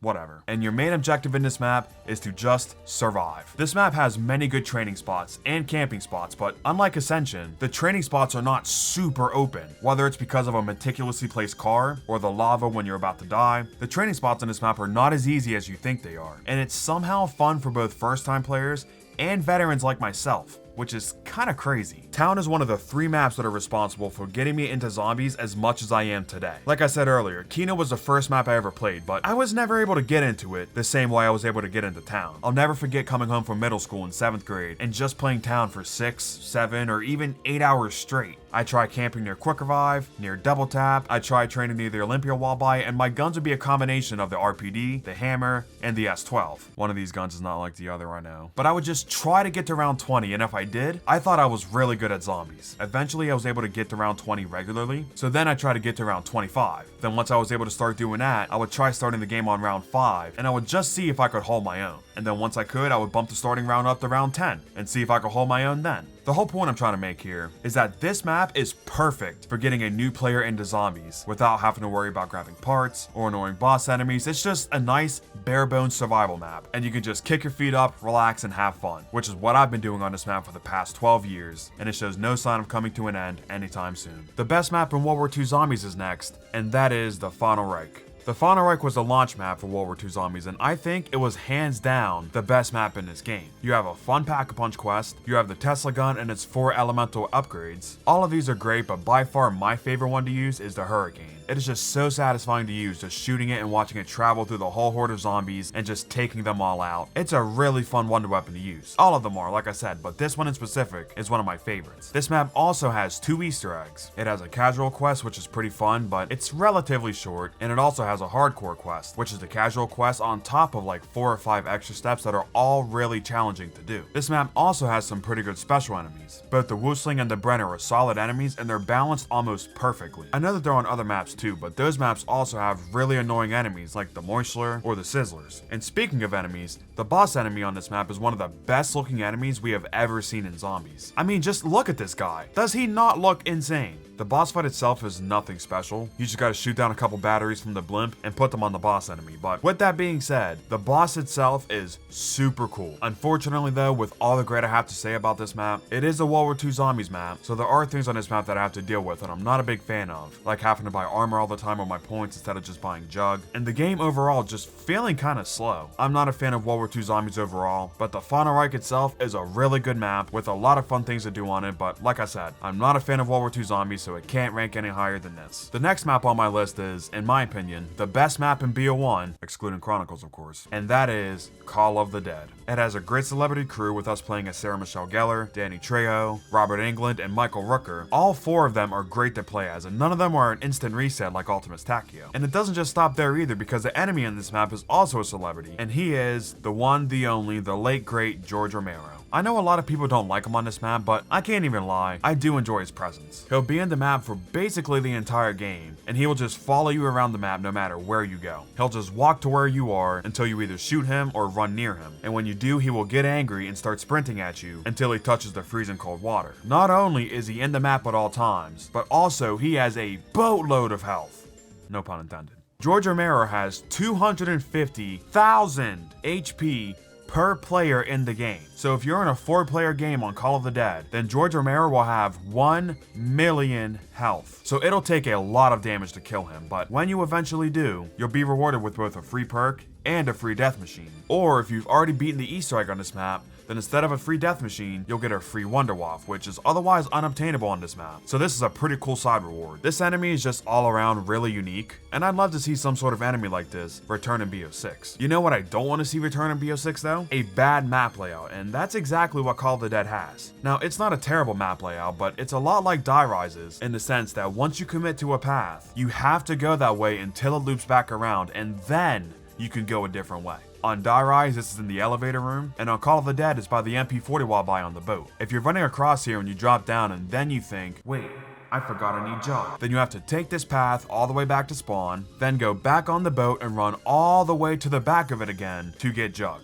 Keep in mind, Juggernaut's like right here over this guardrail. Why can't I just hop over this and go get Jug this way? Why do I have to go all the way back around the map to get it? Also, I feel like this map could have used more zip lines on it. This might just be a me complaint, but I think it would have been so sick to have a zip line from the top of the lighthouse to the power room and from the top of the lighthouse to stamina. I think the top of the lighthouse should have been like the hub for the map, for all the zip lines to connect to that could have taken you anywhere. Kind of like how it is in Tagged or Toten. But the amount of zip lines they have on the map is fine. I just, again, would have liked to have seen a couple more. Also, Treyarch, what the hell were you guys doing with the wonder weapons on this map? Both are really cool and really unique. They're both fun to use, but oh my god, do they suck ass. The VR11 is literally worthless on solo, and the Scavenger is worthless past round 30. And keep in mind that there are no traps on this map either, so once these wonder weapons fall off, good luck killing the zombies. Good luck, because you're gonna need it. This is why, for almost 15 years, it was literally impossible to get round 100 on this map on solo. Nowadays, you can get to round 100 on solo by using spawn manipulation, so one zombie will spawn in the map like every 20 seconds or so. And thanks to that, the VR11 can take it around 100 now, but only in this strat. If you try to get around 100 literally doing any other strategy on this map, you will hit a reset far before you get to round 100. Which, by the way, the reset time on this map is like 72 hours. Do you want to waste 3 days of your life trying to get round 100 just for your game to reset like 8 rounds before you get there? No? Didn't think so. Let's move on. Before I even say the next map, let me just say that you are not gonna agree with this at all. And you don't have to either. I'm fully aware that this next map on this list is gonna be a pretty blasphemous take for most of you, and I'll have probably like 4 people that are on my side with this. I feel how I feel about this map because of how I play it, and I play it a lot different than most of you guys do watching at home. So just try and keep that in mind while you're listening to this next map. But the next map on my list is Alpha Omega. For the average player, this map will become unbearable once you hit round 30 because of the Nova Bombers. They single-handedly ruined this map. Like, think about it. What's the dislike about this map? Unlocking Pack-a-Punch and keeping it unlocked? The roided up zombies? And the fact that you can't go in the bunker without these roided up zombies spawning. All of these problems exist because of the Nova Bombers. To unlock Pack-a-Punch, you have to clean the gas from the vents. How did this gas get here? Because of the Nova Bombers. The super sprinting, roided up zombies become a real pain in the late 20s to early 30s. But ask yourself, how do they spawn? Because of the Nova Bombers. And the Nova Bombers spawn so often in the 30s that even going in the bunker for 5 seconds is enough to spawn 10 of them. Because of this, you have to train yourself on this map to avoid the bunker, aka half of this map, for most of your game. Why? Because of the fucking Nova Bombers! This enemy is so poorly designed, it is baffling to think that they released this map with them like this. If you haven't played this map, you want to know just how bad Nova Bombers are? People that go for high rounds on this map leave the Pack-a-Punch off for the entire game so the Nova Bombers won't spawn. That is how bad the Nova Bombers are. They turn what would otherwise be a really fun casual map into one of the most insufferable experiences in Zombies history. Like seriously, if you put them out of your mind and think about what the rest of this map has to offer, there's actually a lot of good in here. It's the only map in Zombies history to have both Primus and Ultimates to be playable crews at the same time. You have 4 really cool Elemental Raygun Mark IIs that are all unique and all fun to use. You have Rushmore on this map, which is a great side character with a lot of funny dialogue, and he's really helpful too because there's a keypad next to him, which you can enter a wide plethora of codes into him for some really helpful things in the game like half-price perks or a bonfire sale. But you can also enter codes to, for example, turn the Pack-a-Punch room into a rave party. And let me just say this real quick, I am tired of hearing people say, you need to enter codes constantly in this Easter egg, it sucks. Okay. I'm gonna break this down for you. You only need to enter 2 sets of codes in this entire Easter egg, and the first one you can literally do on round 3. Y'all never bitched about needing to stand in the computer on Moon for 2 minutes to play the memory game or to listen to Maxis and Richtofen talk, so why do you complain about having to enter codes when you have things to help you like Winter's Wail, Dying Wish, Victorious Tortoise, In Plain Sight, your specialists, Wraithfires, and more at your disposal to defend yourself for the combined 20 seconds that you'll be entering codes during this Easter egg. Which, speaking of, the Easter egg is a lot of fun. The steps are all relatively short, but that's not really a bad thing. To beat this Easter egg, you have to pass the 5 core values to gain access to the APD. These range from escorting a red Nova Crawler, to interacting with Marlton, to getting clearance codes, to solving a generator puzzle to turn the power back on, and putting Peter McCain in the elemental orb. Most of these can be completed in like 2 minutes each if you know what you're doing. Which brings me back to the beginning of this map, where I said I like this map because of how I play it. And I say that because I speedrun Alpha Omega. So with all the cool shortcuts we use in the speedrun, like teleporting the red Nova Crawler and the power skip, it makes it a lot of fun to fly through this Easter egg, especially since in the speedrun you have to play on realistic, which makes the zombies faster, it makes them stronger, and it makes it to where you have to play with a one-hit down. So it makes this Easter egg, which I think is pretty fun, even more enjoyable for me. And in case you're wondering why, we play on realistic because it makes the zombies spawn in much faster in the boss fight. Normally in this boss fight, while it is cool, the zombies don't spawn in nearly fast enough to make this intense. But in realistic mode, they do. Just look at this gameplay I have on the screen right now of my last realistic completion compared to a normal game of this boss fight. This boss fight's time is literally cut in half by playing it in realistic, and it also makes it so much more fun. It's pure chaos and I fucking love it. Also, if you're paying attention right now, you'll see that I'm in the boss fight on round 8, and the absolute latest I complete this Easter egg is round 8 or round 9. So I'm in the boss fight and out of the boss fight and off this Easter egg far before the Nova Bombers even have a chance to start spawning in and ruin my game. I speed ran quite a few maps in my time, like Origins, Blood of the Dead, Outbreak, Ancient Evil, and a few more, but I can confidently say that Alpha Omega is one of my favorites. Now that I've fully explained in granular detail why I love Alpha Omega so much, hopefully you guys can understand, but if you hate it, like I said earlier, I can totally understand why. We'll just have to agree to disagree. The next map on my list is the worst BO6 Zombies map so far, and that is Liberty Falls. Before I even begin with this map, let me just say how surprised I am with its ranking. When I first saw the trailer for this map, it looked kind of fun, but it didn't look like a map that I'd play, but maybe 5 times a year, 10 times a year. Fast forward to the beginning of 2025, and I've already played this map more than I played Firebase Z. This is a very simple and very casual friendly zombies map, while also having a lot of really cool stuff to keep the hardcore players like myself interested in the map. Like, this map has a ton of side Easter eggs, like the free power-ups around the map, the bank vault Easter egg, the napalm burst trap in the church, the raining zombies Easter egg, the free deadshot Easter egg, the bowling Easter egg, the Etherella Easter egg. I could go on. This map has so much stuff to do, whilst also being a fun survival map at its core. It doesn't feel like it since there's so much stuff to do on this map, but this is the camo grinding map for BO6. This is supposed to be the bonus map that you hop onto strictly for killing zombies, and at the moment, it's currently my favorite bonus map in Zombies history. I don't know, maybe it's just recency bias, maybe it's the honeymoon phase still talking, but I truly think Liberty Falls will go down as the best bonus map in Zombies history. Also, this is just a limited time thing, but the Christmas glow up that this map got in Jingle Hells is seriously amazing. The vibes of this map normally were fine. Not great, but fine. But this version of Liberty Falls is perfect. I honestly wouldn't complain if they just made the Christmas version of the map the standard version, because it looks so much better than the standard Liberty Falls does. It's insane. And I didn't even talk about the wonder weapon on this map, the jet gun. Yeah, you heard me right, the jet gun. They brought it back from transit, but this time,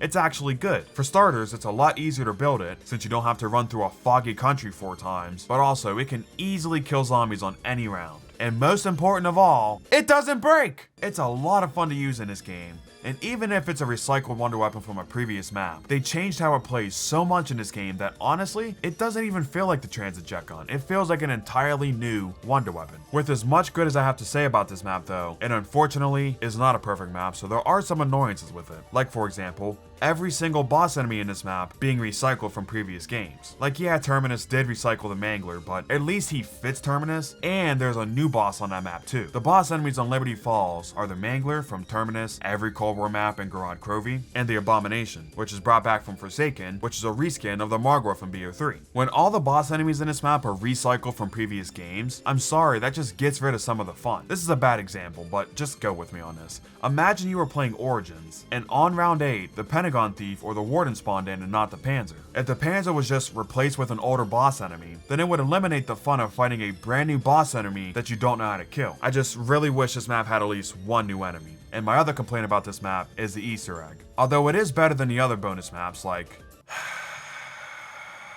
But still, with how big and how in-depth this map is, with all of its side Easter eggs and everything, it would have been nice for this Easter egg to be 2 to 3 steps longer, with at least one puzzle to do in it. I'm not asking for it to be Blood of the Dead 2.0 or nothing, with a 2-hour-long quest. That's not what I want. I actually think the other 2 Easter eggs in this game are fine, but I just would have liked to have gotten a longer Easter egg on Liberty Falls, especially when most of the quest and the boss fight is just killing bullet sponge versions of the Manglers and the Abominations. Besides that though, Liberty Falls is a fantastic map. Like I said, it's my favorite bonus map of all time at the moment, and it'll probably stay that way, and it's a fun survival map that I can hop on and do as many Easter eggs as I damn well please. But seriously, Treyarch, bring back the Christmas map, please. November 13th, 2020. D Machine releases and straight up reses the Zombies community. This map was so much fun on release. It had everyone on it, from hardcore players like myself to Fortnite streamers like Tfue. This map had everyone on it, and that's because this map was for everyone. It was accessible for new players, and it also had some fun side quests to find in the Dark Ether. You have the jump scare Easter egg, the max pack-a-punch Easter egg, the coffin dance Easter egg, the 4 wonder weapon upgrades, the free points Easter egg, the out of the map order Easter egg. I could go on. This map, for what Treyarch was going through making this map, surprisingly has a lot of content in it. The high rounds in this map are also fun too. Now I'm not a fan of how high rounds play in Cold War most of the time, but I think they play the best on D Machine. It took me a few tries, and even once I died on round 96, by the way. Comment down below if you remember that stream. If you do, you are a longtime viewer and I love you for it. Seriously.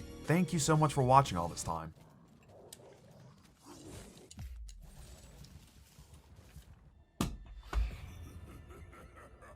Well, I'll see you guys next stream.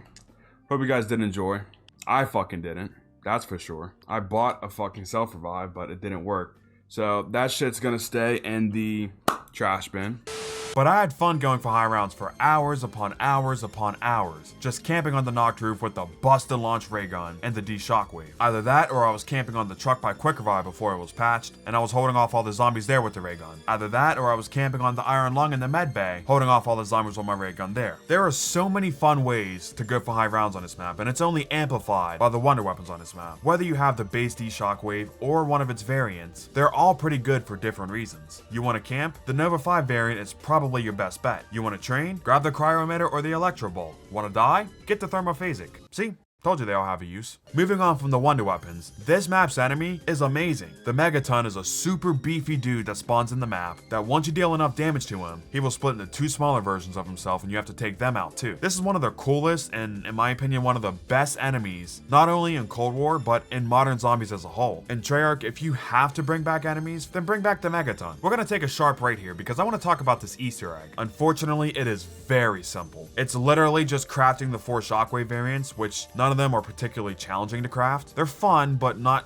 challenging to craft. And then you trap a Megaton in this pod, then you do a couple more really easy steps, and then you go on the quote-unquote boss fight. And I say quote-unquote because this boss fight consists of you just protecting an ally in this room, and the ally you're protecting literally cannot die. You can leave him here to get attacked for literal days, and he will not die. The only way to fail this boss fight is by going down. And then after you beat this super hard boss fight, you have to run to Quick Revive and exfil, and that's it. That's underwhelming. I was not a fan of this Easter egg on release, and I'm still not, but thankfully, this map has a lot more to do on it than just the Easter egg, which I already went over. In fact, I've done everything that this map has to offer so many times that, to be honest, I've kind of burnt myself out on this map. Like I said, it's still a great map, and it was the perfect launch map for Cold War, but I just played it a little too much in 2020. In 2020, I would have had this map higher, like in my A tier, or maybe at the bottom of my S tier, maybe. But like I said, I am burnt out on it, so it goes right here. But who knows, maybe if I update this list in a a year or two, maybe it'll go higher. We'll see. The next map on my list is the most recent map to release at the time of me making this video, and I had to push back the release of this video to include this map, and this map is The Tomb. Yeah, great idea making this video during a live service game, Joltz, you dumbass. Now, I see a lot of people hating this map because they were expecting an Origins 2.0, and I hate to break it to y'all, but we already got Origins 2.0. This would have been Origins 3.0. But all not funny jokes aside, it wasn't Origins 3.0 either, because the only way this map was anything even close to Origins is the fact that the Ice Staff is back, and there's a few tracks from Origins soundtrack that'll play throughout the map. Besides that though, this is basically like its own map, and I like it a lot more than most. Like I said, people have been dogging on this map because they were expecting a lot more, but to be completely honest, I'm fine with this map. Keep in mind that this map is DLC 2, and it released in January. In most games, we wouldn't have gotten DLC 1 until late January, early February. But in Black Ops 6, here we are at the end of January, and we've already had 2 DLC maps. I think it's pretty safe to say now, but we almost have to be getting more than 4 DLC maps this year, because if we aren't, then they supremely fucked up the DLC season. Because with how often they're releasing DLC maps, it would make absolutely 0 sense to release DLC 1 in December, DLC 2 in January, and then wait to drop DLC 3 until like June or July. I'm sorry, I just don't see that happening. So if we assume that we are getting more than 4 DLC maps, what's wrong with us getting a nice fun survival map every now and again? As you're about to hear me say when we get to the top 10, I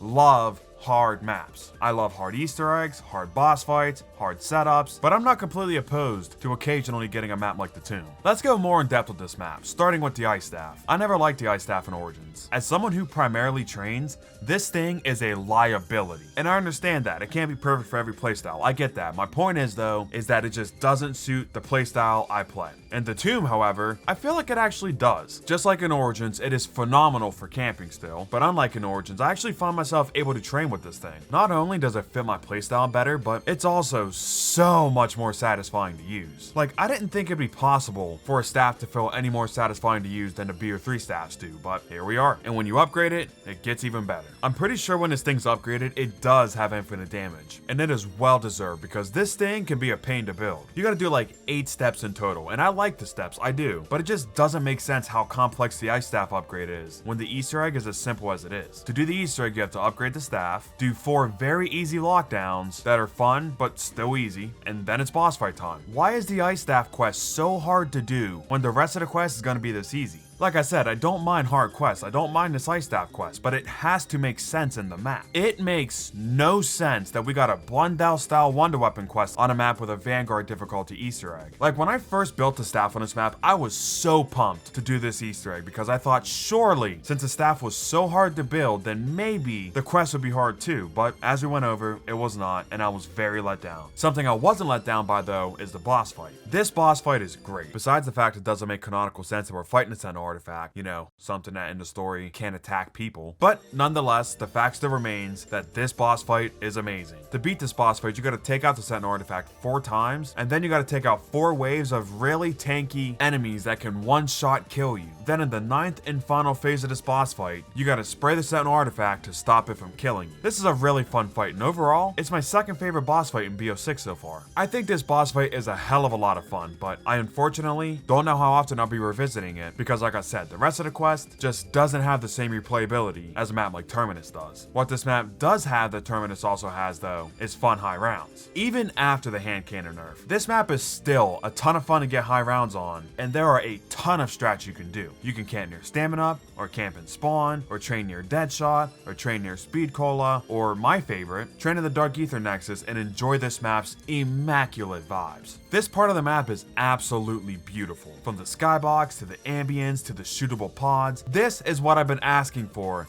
ever since Firebase Z. Ever since Firebase, I've been asking, okay, where the hell is the Dark Ether in the Dark Ether story? How come we're rarely ever in the Dark Ether, and when we are, it's only for like 1 or 2 minutes at a time? Where is the Dark Ether? This map finally did that and gave us a hub on this map that's in the Dark Ether, and you can stay here for as long as you want to without ever getting kicked out. The last thing I want to talk about with this map is the enemies. Unfortunately, this is another pretty big problem with the map. Every enemy on this map is recycled.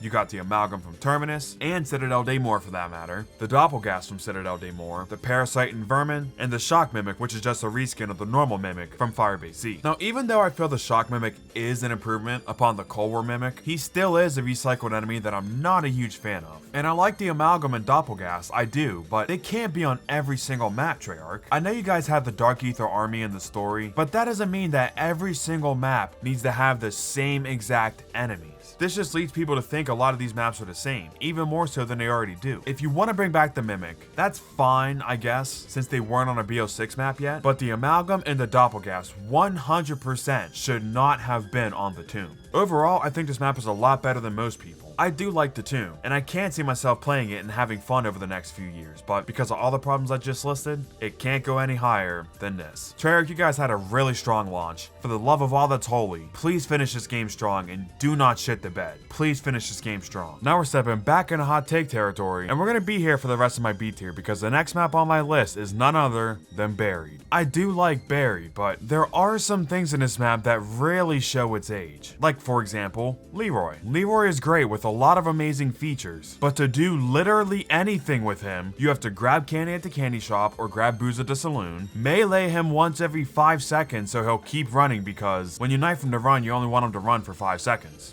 Right? But you knife him towards what you want him to break, and then you can give him the booze or candy to do what you want him to do. You have to do this for basically every single thing in the map. Whether you want to experience some of the cool things in this map, like the fast travel in the maze, or you just want access to Juggernog. This becomes so monotonous by like the 10th time I do it. And by the time I do this like 10 times, I really get the urge to take Leroy to the nearest ledge and give him some booze. And don't even get me started on Leroy blocking the doorways if you're holding candy. Another data mechanic on this map is the infamous Victus part system. If I'm trying to build a turbine and someone's holding the last part, how come I can't build it until they come place it down? Why do they have the power to stop me and anyone else in the game from building it? And of course, since it is a Victus map, there is some trolling to be done on this map, but the trolling on this map is far worse than the EMP trolling ever was on Transit or the Circle Fire trolling ever was on Die Rise. The trolling I'm talking about right here is with the time bomb. Now, I love the time bomb in solo. It's a checkpoint placement. I can throw this thing down whenever I want to and save that exact moment in the game. And whenever I want to, I can activate the time bomb and go back to the exact second I threw it on. Like I said, this is a great thing to have in solo, but in co-op, oh my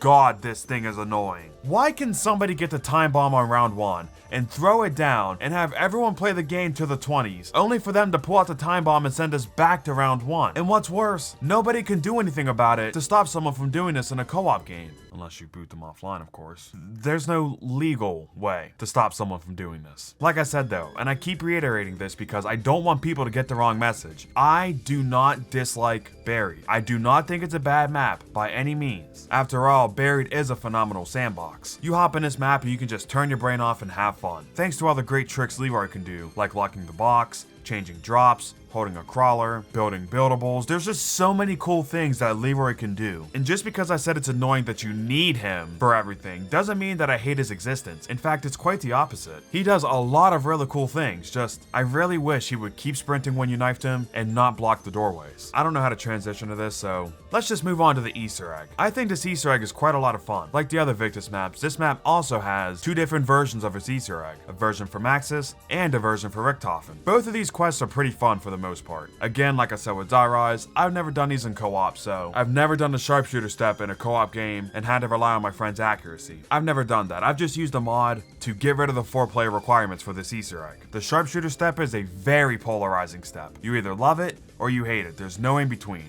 And I love it. To beat it, you have to have all 4 players in your game hit a total of 84 targets in one go. Even if one person misses one target, then you will fail this step and you'll have to try it again. In the solo mod I use to do this Easter egg, I just have to hit all the targets in one specific area to beat this, but I still do need perfect accuracy to beat it, and I love this step. The only way I could see you not liking this step is if you either A, suck at aiming, or B, have a friend that sucks at aiming. If you're good at aiming though, I can't imagine you dislike this step because it's not some super hard puzzle, it's not some super tedious step, it is purely a test of skill and nothing more, and that's why I love it. I love this step so much, in fact, that it's one of my favorite Easter egg steps in Zombies history. But the high rounds on this map are not. The high rounds on this map consist of using a subsurface resonator and the turbine to kill the zombies. Once the paralyzer falls off at like round 50, round 60, this is your only way to kill zombies. And these two buildables will break every 15 or every 45 seconds. So you'll have to use your paralyzer like it's your exosuit on the high rounds on exo zombies to keep grabbing new buildables without getting hit. There's legitimately not a single thing that can kill zombies on this map on high rounds besides this strategy. Buried is a great map with a lot of fun things to do in it, but in between the trolling to be done on this map and some really dated mechanics, this map unfortunately does show its age. If a remaster of this map ever comes out with all of these things tweaked so they're not as annoying, then I will actually agree with this community and think it's one of the best maps ever, but as of now, it's going right here at the number 19 spot. And the final map in my B tier is a remaster of one of my favorite maps ever, and that is the Zombies Chronicles remaster of Origins. This is, in my opinion, the second best Zombies Chronicles map, and it's not because this map improves on anything bad in the original. Rather, I think they actually made this map worse in BO3. First, let me get the positives out of the way. The graphics, man. Oh my god.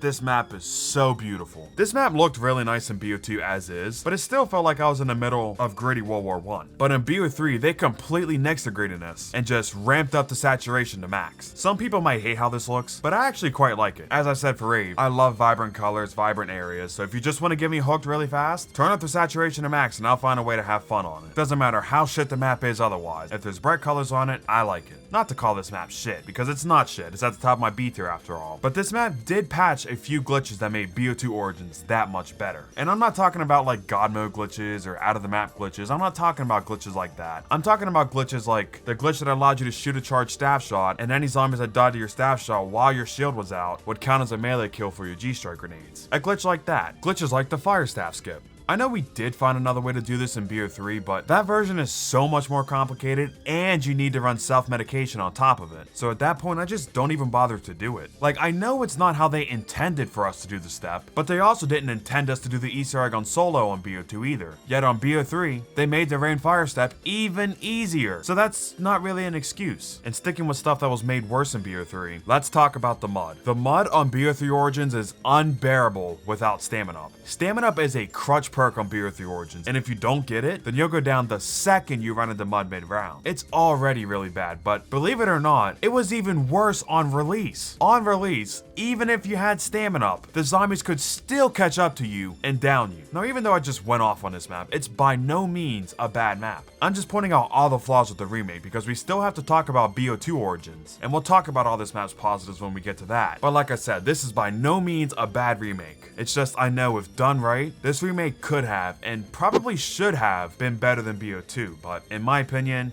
it's not even close.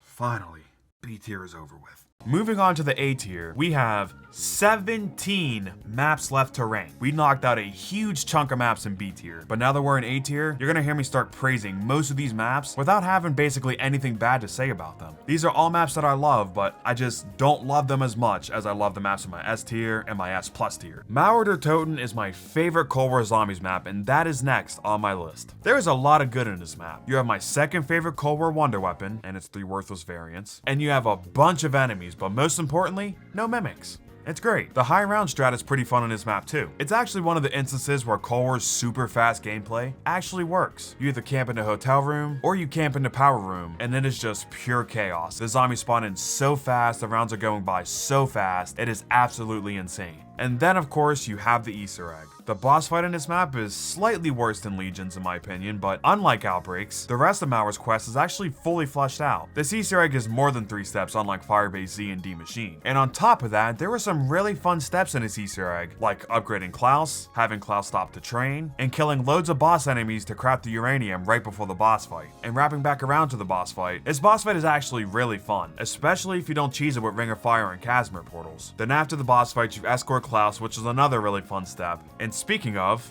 Auf Wiedersehen. Oh, fuck. Klaus is one of the best allies in Zombies history. He's better than Oracle, better than the Keeper Protector, and he's arguably better than the Civil Protector as well. Klaus is a great help to kill the zombies, but while he's killing the zombies, he'll be dropping some pretty funny quotes. If I had a bedroom, I would go sit in it. Alone. It is like taking candy from a baby. Eating the candy, laughing while it cries. You just love giving orders, don't you? Get my lunch, shine my shoes. Stop a fucking train! Not only that, but you can upgrade them to make them even better. You have to upgrade them once for the Easter egg, and doing so will give them a Pack-a-Punched XM4, but you can actually upgrade him a second time to give him a Tier 3 Pack-a-Punched, Max Rarity XM4, and he also becomes the sexiest dude in Zombies since Driptoffen. Overall, this map is great. I feel like there's something in this map for everyone, which you can't say very often about Cold War, but if you haven't played Cold War and you want to give one map from it a shot, then I think it should be this one. The next map on my list is Citadel des Morts from Black Ops 6. First off, let me just say how beautiful this map is. I don't know if it's just me since I just started Elden Ring for the first time right before BO6 dropped, but Citadel's atmosphere really reminds me of when I pulled an all-nighter trying to go through Stormville Castle on my first time. Yeah, it's probably just me. Like, I cannot say this enough. This map's atmosphere is amazing. Next, let's talk about the swords. The swords can be fun to use, but they're not my favorite. I like the Raven Sword and I like the Lion Sword's ability, but with that being said, I am not a fan of the other two. Now, I will say, even though they're really cool, they do need to be buffed. Like, in my opinion, they should one-shot until at least round 30 and be a 2-hit kill forever. Kind of like how the Chrysalax was from Cold War. On top of this, I think the special abilities need to take way less zombies to charge. And also, I think they should last longer too. Like, as cool as it is, it's kind of ridiculous that I have to kill 20 zombies just for a 3-second whirlwind attack on the Lion Sword. Hey everybody, Joltz from the future here. I didn't want to completely nix that segment because I feel like y'all should have understood my thoughts on the wonder weapons then, but since I recorded this voiceover, Treyarch has actually buffed the swords, and unfortunately, I'm still not a big fan of them. I don't know what it is, I just don't like them as much as I like pretty much every other wonder weapon in BO6. But anyways, let's get back to Joltz from the past. Moving on to this map's Easter egg. It's a solid quest. To do it, you have to build all 4 swords, then do a couple really simple steps in a puzzle, and then it's time for a really fun boss fight. This boss fight is what the Blue Rhino fight on Beast from Beyond should have been. The Guardian boss is a bullet sponge, but there's not a bunch of really stupid, really unfair ways you can go down in this fight like Beast from Beyond. It's scaled up just enough to where it's hard, but not unfair. Every time I've went down in this fight, I felt like it was my fault. And that's what a zombies map should be. If you're going down in a map and your first instinct is to say, damn this stupid enemy, this game sucks, blah blah blah, chances are there's a problem with the game. But if that's not the first thing that pops in your mind, then chances are your enemy's designed right. In case in point, the Guardian is designed right. And then you've got the enemies in this map. The Doppelgas and the Amalgams actually balance each other out really well. As disappointed as I am to see the Amalgam come back already, I can't lie when I say he does really fit this map. You got the really fast and really weak enemy in the Doppelgas, and then you have the slower, more tanky heavy hitter in the Amalgam. Even when both of them spawn at the same time, I know that if I just stay on the run, I know that I can just pick off the Doppelgas and then just sit at a point of power trap and wait to take out the Amalgams. Oh, speaking of, the traps in this map are really cool too. You have the point of power traps, which basically acts like a temporary pack-a-punch. Even if your gun's already pack-a-punch, it'll act like a second pack-a-punch. And there's also the oil trap, which might not seem too good on paper, but if you throw a Molotov on it while it's active, it'll become much more lethal, insta-killing any zombie that touches it. Sharp right turn here, but I think Slave is the best Easter egg song we've gotten since BO4's launch. This is my favorite Easter egg song since the first time I've heard Mad Hatter, Drowning, and Blood's Where Are We Going? Like, I'm sitting here trying to think of reasons to not like this map, but I just can't. I mean, you do have really dumb things like Activision replacing the voice actors with AI, but that's not a problem with the map, that's a problem with the publisher. I think really my only complaint is that I wish the swords were stronger. If they buff the swords, then I'll probably like this map even more, but until that point, this is where it belongs on my list. Get ready for these next two because you're not gonna believe it. The next map is 9 from BO4. 9 is such a cool map, it really is. From the amazing setting, to the cool themed enemies, to the wonder weapon, to the shield, to the Easter egg, this map is just awesome. This is a great map, but it could have been a lot better. For example, let's talk about the wonder weapon. Serket's Kiss is a really cool scorpion gun that is a lot of fun to use, but it should have been better. It's great on low rounds and for the Easter egg, but once you get to like round 40, round 50, this wonder weapon just doesn't have enough ammo to be viable.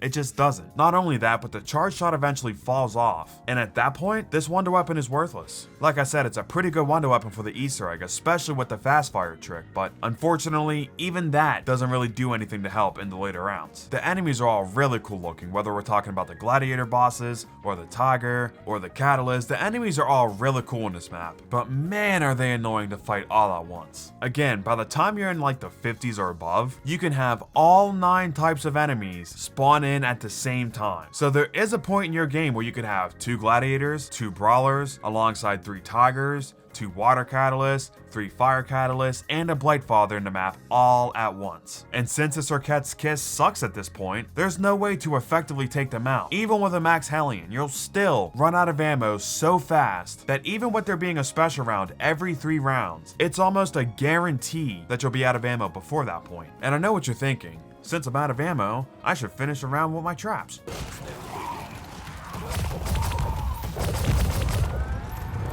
Yeah, that's not possible either. So your main way to kill the special enemies on the later rounds is with your shield. The only problem here is you have 6 shots in your shield, and then you have to go down to the tight crypt to buy more ammo for it. I know it sounds like I hate this map right now, but I don't. I really like it. I do. It's just with how often people praise this map and say it's hands down the best BO4 map, I gotta point out the problems with it. Let's move on to the Easter egg. The Easter egg is amazing.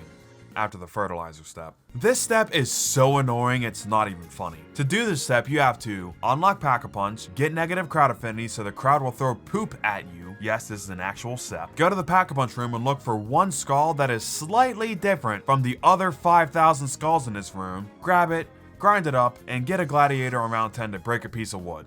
What, you thought that was it? You then have to place this wood at the bottom of Odin's temple and wait 2 rounds, then pick it up and place it at the bottom of Zeus's temple and wait 2 rounds. Then you gotta pick it back up and place it at the bottom of Danu's temple and wait 2 rounds. Then get Firebomb on your gun and have it activate on top of it. Keep in mind, this is the first step of the Easter egg, and you can't even get to this point until at least round 16. After you get off this step though, the rest of the Easter egg is great. From the Danu step with its amazing skybox, to the Raw Simon Says step which is fun, to the Zeus Gladiator fight, to the Odin lockdown. Actually, this step is kind of boring. But after the lockdown, you go to the huge Gladiator arena and fight not 1, but 2 elephants. This is such a cool boss fight, but I really wish it was harder. When I do an Easter egg, I feel like it should keep ramping up in difficulty with every step until the boss fight is just pure chaos. No pun intended. But with this Easter egg, it does that for the first 3 gods. It ramps up the difficulty, and then it gets really easy with Odin's challenge, and then it stays easy with the boss fight. With how open this boss fight arena is, the elephants either should have had more attacks or more health, or there should have just been more boss enemies that spawned. I don't know. They could have done something to make this harder. Just with how open it is, it really sucks how easy it is because it's a really cool fight, and every time I think about this fight, I want to do it until I'm reminded of how easy it is. Overall, I think 9 is a great map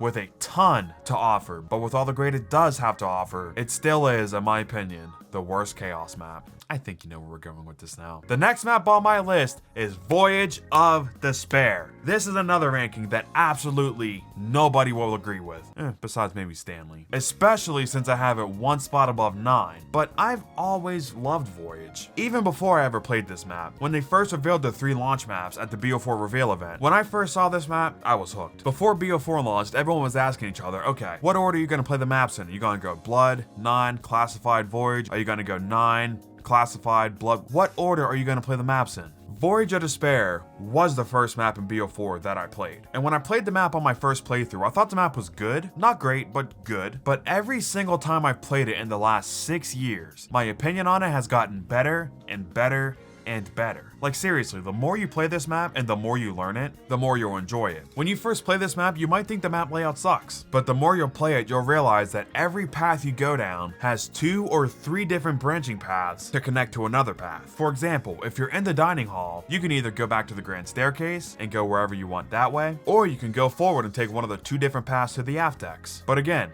once you take another path, that path has 2 or 3 different ways to go as well. So sticking with my example, if you take the left path out of the galley, you're near the GKS wall by. And from here you can either go left to get to where the electric lockdown is, or you can go right to the aft decks. And this map's layout gets even better once you learn all the fast travels. You can go literally anywhere in this map in 30 seconds or less because most of the fast travels are well placed. So you can just hop in a nearby fast travel to spit you out at or near where you want to go. For example, if you're at spawn and you want to get to the engine room fast, you can take the fast travel either in the cargo hold or the Millionaire Suite to go straight there. Another example is if you're in the engine room but you quickly need to get to the grand staircase, you can just take the fast travel to go straight there. Like I said, when you take the time to learn how this map plays and its flow and where the fast travels take you, you'll learn that it actually has a really good map layout. Moving on from that though, let's talk about this wonder weapon. The one, the only, the Kraken. This wonder weapon gets gets dogged on by most people in this community, and I don't get it. I really don't. I think this wonder weapon is so freaking cool. It looks amazing, it sounds amazing, and it's very satisfying to use.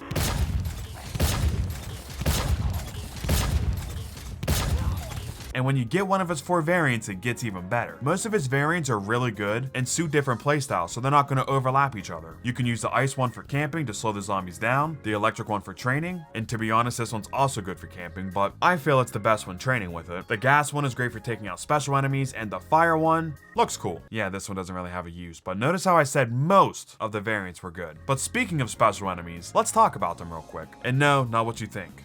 Not yet anyways. This map has 2 special enemies. The Stoker, which is a really cool heavy enemy that's basically like this map's Mangler, and the other enemy is the Blightfather, which is such an amazing mini-boss. The Blightfather is on all the Chaos maps besides Dead of the Night, but Voyage takes place first canonically, so this map gets credit for him. He is such an amazing boss enemy, from his design, to his attacks, to how fun he is to fight, and he's not a super annoying enemy either like the Tempest from Cold War, nor is he a tanky boy like the Thrasher. He's just overall a great enemy, and he's one of my favorites in Zombies history. I mean, so is a Stoker, but the Blightfather especially is one of the GOATs. Now, let's talk about the part y'all want to talk about, the Catalysts. Now, I can see why people would find them annoying on this map, but I personally have never found them to be too much. As someone who is an avid enemy spam hater, like from Exos, Beast from Beyond, I never thought the Catalysts on Voyage spawned too frequently. Like, yeah, they do spawn more often on this map than they do the other Chaos maps, but that's because this map doesn't have as many special enemies as the other maps have. Like, think about it. On Voyage, you have the Catalyst, the Stoker, and the Blight. That's it. On 9, you have the Catalyst, the Tigers, the Brawlers, the Gladiators, and the Blight. On Dead of the Night, you have the Catalyst, the Vampires, the Crimson Nosferatu, and the Werewolf. And on Ancient Evil, you have the Catalyst, the Spartoid, the Giganese, and the Blightfather. The Catalysts do spawn more often on Voyage than they do on the other maps, but that's only because this map has less enemies overall. It just seems like they spawn in too much because you're not looking for 4 other types of enemies. If this was on a game like BO2,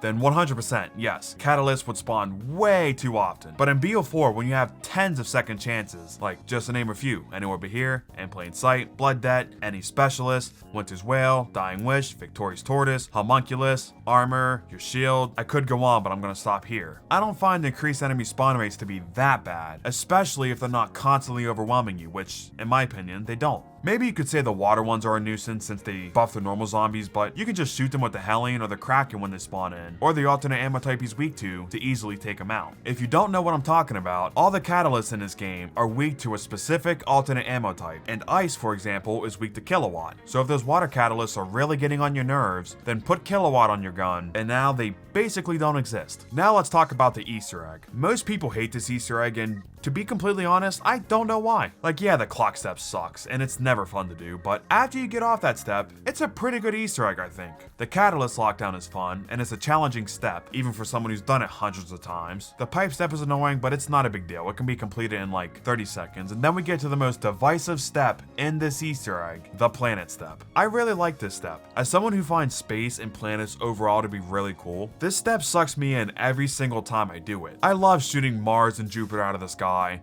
and then blasting Uranus with the Hellion. Okay, maybe that was the wrong wording. But it's so much fun to collect the planets. And again, looping this back to the very beginning of Voyage, when you take the time to learn the fast travels and how the map flows and everything, this step is not hard. After the planet step, we have one of the coolest steps in Zombies history, and that is the iceberg step. To beat it, you have to race against time and travel across the entire ship and destroy all the icebergs in your path. This step is always intense, and to make it even better, there's like 4 or 5 different paths you can take on this step. So if you're getting bored of the same path you always take, you can take a different one to change things up and make it harder. And after the iceberg step, you get to do the best boss fight Treyarch has still ever made. The Eye of Odin boss fight is absolutely incredible. There are 5 phases to this fight, and each phase ramps up in difficulty, and the music gets better, and just the overall vibes of this boss fight get better, until the final phase is insanity. At least if you're not spamming Homunculus. Pair this boss with the music, and the characters, and the vibe the boss fight itself gives off, and you have yourself a phenomenal boss fight. They got real close with Patient 13, but in my opinion, the Eye of Odin boss fight just barely ekes out the win over Patient 13 as the best Treyarch boss fight. To finish off this map, let's talk about its side quests. A lot of the rewards for the side quests in this map are great, like free fast travels or Pack-a-Punch being everywhere, but for the most part, they actually aren't worth doing because the side quests on this map are far too hard to be worth the reward. But one Easter egg where that is not the case is the free ice shield / the free car ride Easter egg. This is still one of my favorite Easter eggs in Zombies history, and I would love to see something like this return in BO6. Overall, I think Voyage is an amazing map that unfortunately a lot of people turned their nose up at because they were simply too scared to try and learn it. But I guarantee you watching at home right now, scoffing at me talking about this right now, if you would take the time to learn this map and learn its flow and learn its Easter egg and learn its enemies, then there are few maps in Zombies that are as rewarding to play over and over again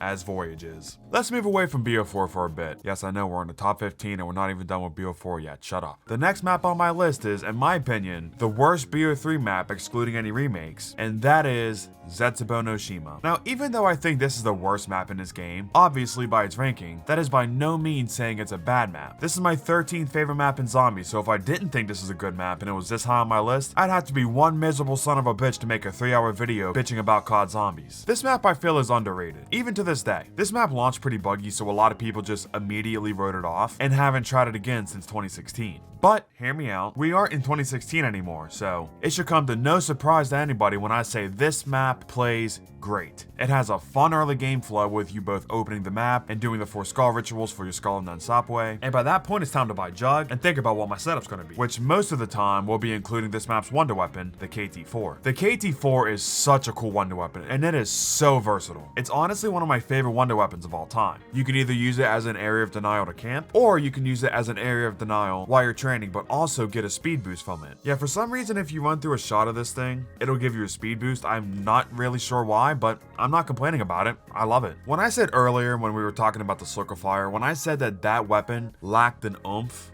this is what it should have felt like. It's a relatively similar wonder weapon, but it not only looks a lot cooler, but it also feels so much more satisfying to use. Moving on to this map's Easter egg, I think it's good, but it could have been better. I like getting the skull, and I even like dropping myself off the zipline. Yeah, I know, I'm a psychopath, so what? So what's my problem with it? Well, for being a Blundell Easter egg, this one's pretty underwhelming. There's no super fun and super replayable steps in this map, like the Hit Your Mark step on Ancient Evil, or the Sharpshooter step on Barry. There's no step that you look forward to every time you hop in a game with Zetsubo. Additionally, the spawn rate of that damn AAT bullet is way too low, and it should have been a guaranteed drop when you were on the plane step. But nonetheless, moving on to the boss fight. This is the worst boss fight in BO3, and that's really saying something when you remember that Shadows of Evil and Shadows of Evil 2 are also on BO3. This boss fight literally consists of you training Thrashers around this room until the quote-unquote boss reveals a spore so you can shoot it with your KT-4. Now this sounds like a total snooze fest, and believe me, it is. But for some reason, Treyarch thought it was a good idea to balance the difficulty of this fight by spamming Thrashers in here that can one-shot kill you at any point. And if you go down, I really hope your KT-4 wasn't your mule kick gun, because if it was and you just lost it in a boss fight, congratulations, your game is now soft locked. There is nothing you can do. Who thought that was a good idea? Like, this boss fight's just not good. But after you beat it, you get a great reward in a Perkaholic and one of the best camping spots in Zombies history. Like, this spot is up there with the catwalk on Derice and China Alley on Mob of the Dead. This camping spot is so good. Now, even though the main quest is lacking, I think some of the side Easter eggs on this map are some of the coolest we have ever seen in Zombies. You can get a friendly Thrasher to kill zombies for you. You can get unlimited water in a golden bucket that you never have to refill. There's a half-price perks Easter egg, the free Widow's Wine Easter egg, and of course, the Doppelganger Easter egg. Still to this day, probably the best jump scare ever. With as good as this map is, it unfortunately does come with a downside, and that is the Thrasher. He is far too tanky in the later rounds and spawns in far too often to drop absolutely nothing when you kill him. If nothing else, he should have dropped like the Spore Gas, that if you stood in it or shot it with your KT-4 and then stood in it, it would give you a temporary damage buff or something. I don't know, just something. The fact that these guys can spawn in as often as the Nova Crawlers on BO1 can, and they turn into absolute bullet sponges in the later rounds, it makes high rounding on this map very annoying. Overall, this map is seriously one of the best we've ever gotten, and I'm tired of hearing people say it's not. Most Zombies fans, including a lot of the BO3 meat riders, absolutely hate this map, and like I said earlier, I'm pretty sure it's because you played this map once when it first came out and haven't tried it since. If you fit that description, then go give the map another try. I made an updated Easter Easter egg guide for it, go watch that and enjoy the map. I bet you will. BO3 Moon is a great example as to why gobblegums are so important in zombies. As I already said for BO1 Moon, like 2 hours ago, I don't like how this map plays on its own. I just don't. I hate that this Easter egg is co-op only, I hate where Jug is, and I'd rather stick my toe in a blender than ever pack-a-punch in public match ever again. But BO3 with the gobblegums fixed most of these issues. If you need Jug but you don't feel like waiting 2 to 4 rounds to get it again, go pop a Perkaholic, or a Raindrops, or an On the House, or a soda.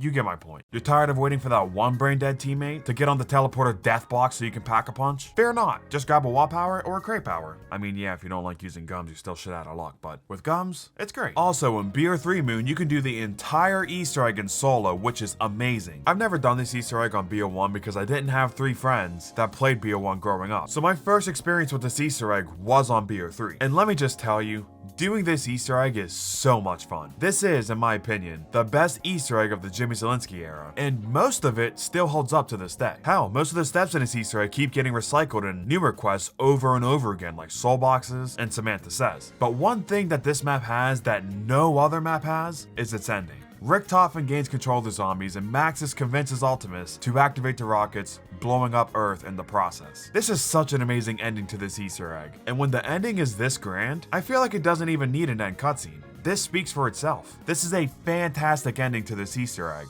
Let's just not think too hard about what came after this. High rounding on Moon is pretty fun too. This map has almost everything needed for fun high rounding. It has a fun wonder weapon that does infinite damage. It has multiple good training spots, but most importantly, it has a phenomenal camping spot in Tunnel 11. On top of this, you have really good equipment in this map like the Gersh device that also does infinite damage, and thanks to the hacker on this map, you even have ways to get infinite max ammo thanks to hacking drops. But with all that being said, this map does have 2 annoying things in its high rounds. The first is the Moon Man, which the problem is that he can grab you, teleport you, and steal one of your perks. If he couldn't steal one of your perks, then he wouldn't be that big of a deal, but since not only is he basically a silent enemy, your only indication of him spawning and getting close to you is a very specific character quote or your trip mine alarms if you're using them. If you don't hear either one of these things though, prepare to get snatched on round 71 and have your jug taken. And the other annoying things about high rounds on this map is the Warning, excavator pi will cause decompression of tunnel 6.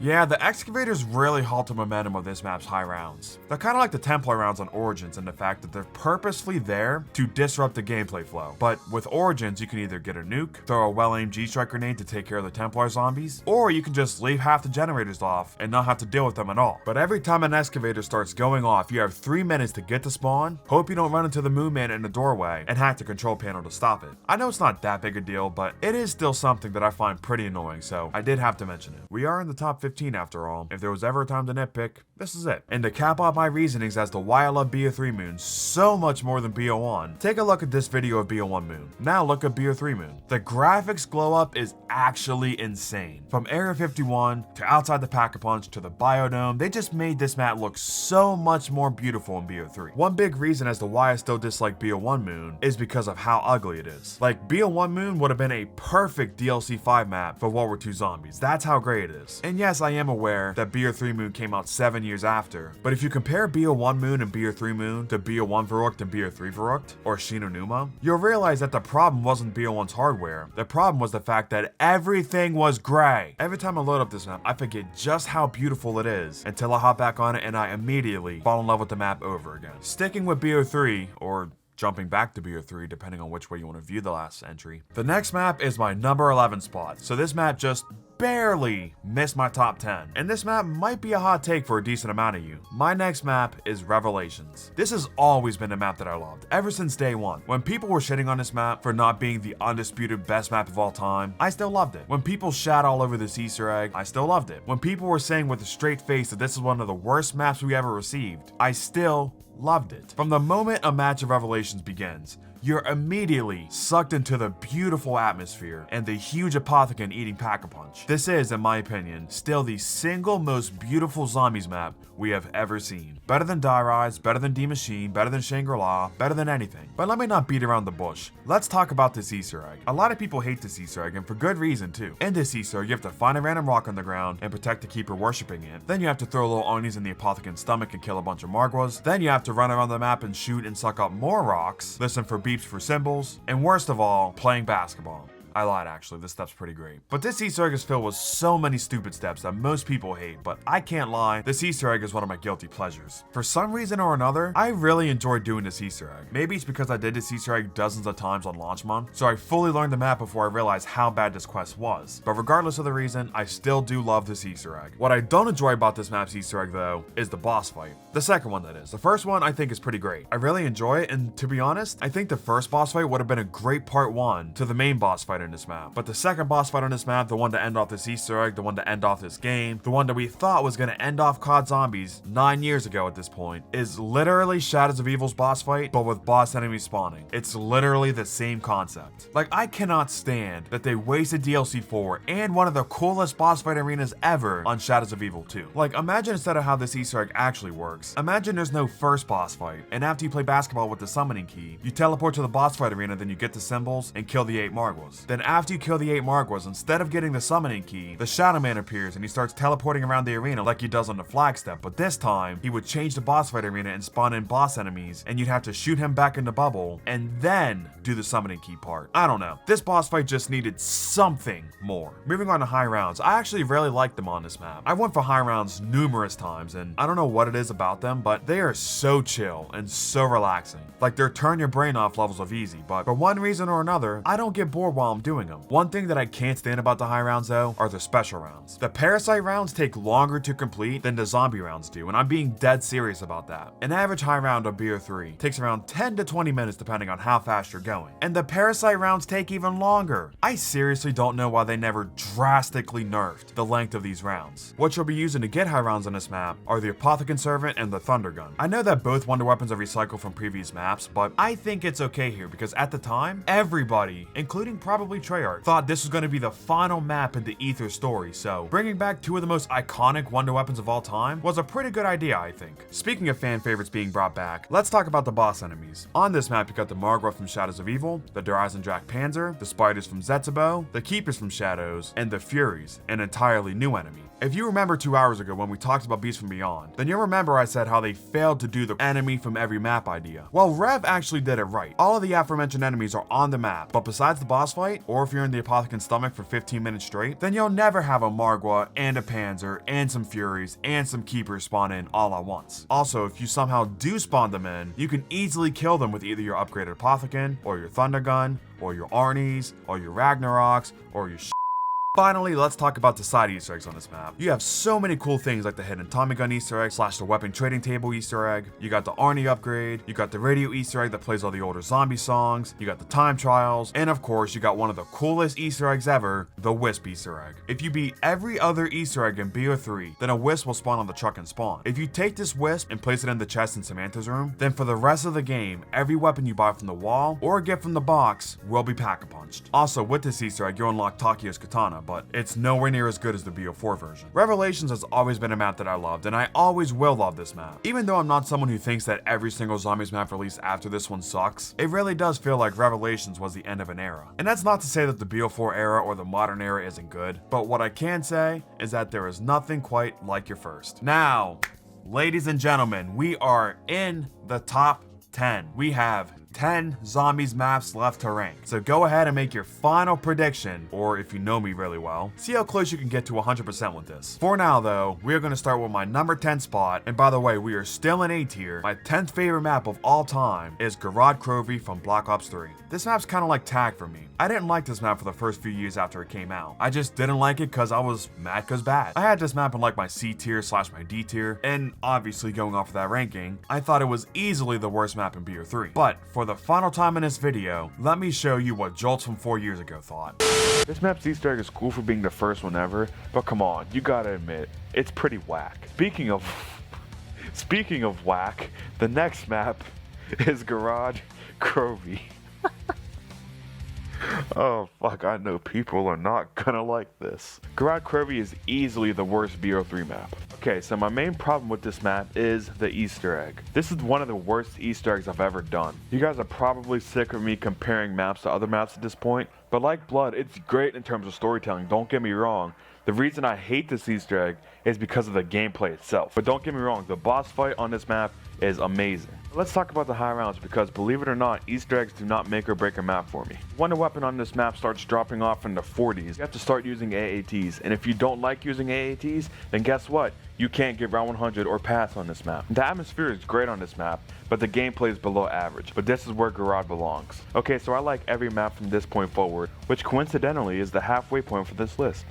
Now, like I said, this is just a skill issue on my part. I was simply mad cause bad. Fast forward to today though, and this is actually one of my favorite maps of all time. But what exactly made me love this map? Well, for starters, let's talk about the main reason I disliked this map 4 years ago, and that is the Easter egg. I thought it was too hard back then, especially since I was and still am a solo player. I just could not beat this Easter egg consistently on solo. But over the years of me grinding BO3 and BO4, I've gotten a lot better at Easter eggs. So in the past 4 years, anytime I'd hop on to do this Easter egg, my opinion on it would get better and better until eventually I came around to this Easter egg being my favorite in BO3. It's come a long way since the days of me not liking it. Sure, the code step is still really annoying to do. Believe it or not, my brain is not 100% zombies knowledge, so having to pull up a cheat sheet every single time I do this step is pretty annoying. But after that, I like most of the challenges. I like the Gersh one, I like the defense one, I like the Nemo escort. I like all of them, except one. That stupid damn mangler. Even after doing this step so many times, this step is still really annoying in my opinion. He never spawns in the same area. Sometimes he can spawn outside of the map and not find his way in the map, or just straight up be invisible. And if you find him, sometimes when you shoot his cannon off with your bullet gun, it'll clip through his cannon and damage his body and kill him. And because of this glitch, you'll have to flip the round to do this whole challenge over again. This step is aggravating, but besides this, and like I said, the code step, I love this entire Easter egg, which includes the boss fight. This is a fantastic boss fight. In part 1, you fight the dragon with Nikolai, and that's awesome, but after you take him out, you then gotta fight Nikolai in part 2 to win. And this fight isn't easy by any means. If you're not cheesing this fight with Idolize, then it's a pretty fun and pretty engaging boss fight. In my opinion, it's easily the best boss fight in BO3. But moving from the best in the game to the worst in the game, let's talk about this map's high rounds. I love the Ray Gun Mark III, I do. I think it's a really amazing wonder weapon that's a lot of fun to use. But statistically speaking, it sucks.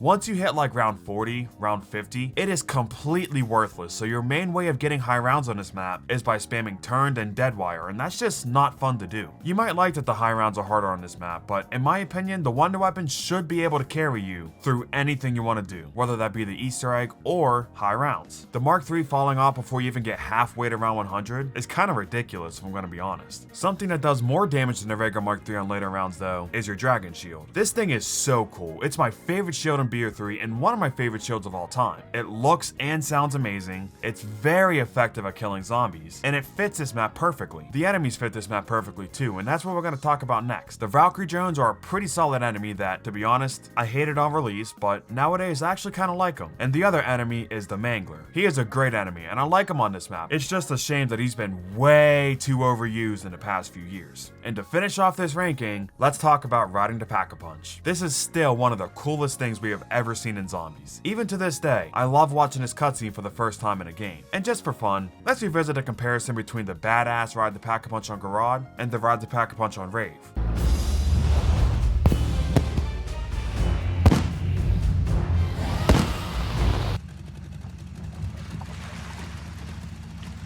Actually, maybe Rave is better. The final map in my A tier, my 9th favorite map of all time, is quite a polarizing map, and it is Dead of the Night. Now, similarly to Garage Crovey, Dead of the Night is a map that I didn't really care for on my first playthrough. In fact, I'm sure most people didn't really care for this map on their first playthrough because this is hands down the single most complex zombies map of all time. Not in terms of the main quest, but in terms of just setting up on the map. It is so annoying for a new player to try and learn this map. A lot of people have been falling back on the crutch of, think about the casual players. They can't unlock Pack-a-Punch on Garage Crovey, it's way too hard. But this map is actually a map where it is way too hard to unlock Pack-a-Punch. I don't know how many different ways I can say this, but I'm gonna say it one more time in case you didn't hear me the past 5 times I've said it. This map ain't for casuals. It is a very overwhelming map, whether we're talking about opening Pack-a-Punch, getting the silver bullets, getting the max wonder weapon, whatever you wanna do. This map is complex. But once you take the time to learn it, and learn all of its secrets, you will absolutely 100% guaranteed fall in love with this map. You don't know nothing about this map at first, but when you play it over and over again and you uncover all the secrets, there are so many things hidden on this map that it really feels like you're exploring a zombies map in real life and you have to find every single part location for yourself. For example, the silver bullets. To craft them, you have to grab 6 parts, with each part having 3 spawn locations. So that means you have to check up to 18 different spawn locations just to craft the silver bullets. That is way too much for a new player, and sometimes even a veteran player like myself to remember, but when you finally build it, you're rewarded with silver bullets that can help you take out the boss enemy a lot easier, but more importantly, it'll turn whatever red gun you're holding into a wall weapon. So you can just go up to the table and keep buying ammo for your gun as long as you have the points to. This goes for box only weapons too, like the Hellion. If you're out of ammo, just go up to it and buy more. Now let's talk about the wonder weapon. The Alistair's Foley is one of my favorite wonder weapons ever. Like the silver bullets, it is a huge pain for a new player to build. There are 5 parts you need to grab after you get the base variant to fully upgrade it, and most of the parts are locked behind something you wouldn't think to do immediately. But once you put it all together and you upgrade it, this thing becomes an absolute beast. It has 5 effects, 4 of which will insta-kill the zombies, and all of which deal infinite damage. It's seriously one of the best wonder weapons of all time, and it gets even better when you pair this wonder weapon with one of the coolest side quests ever, the infinite ammo Easter egg. Yes, you heard me right. There is an Easter egg on this map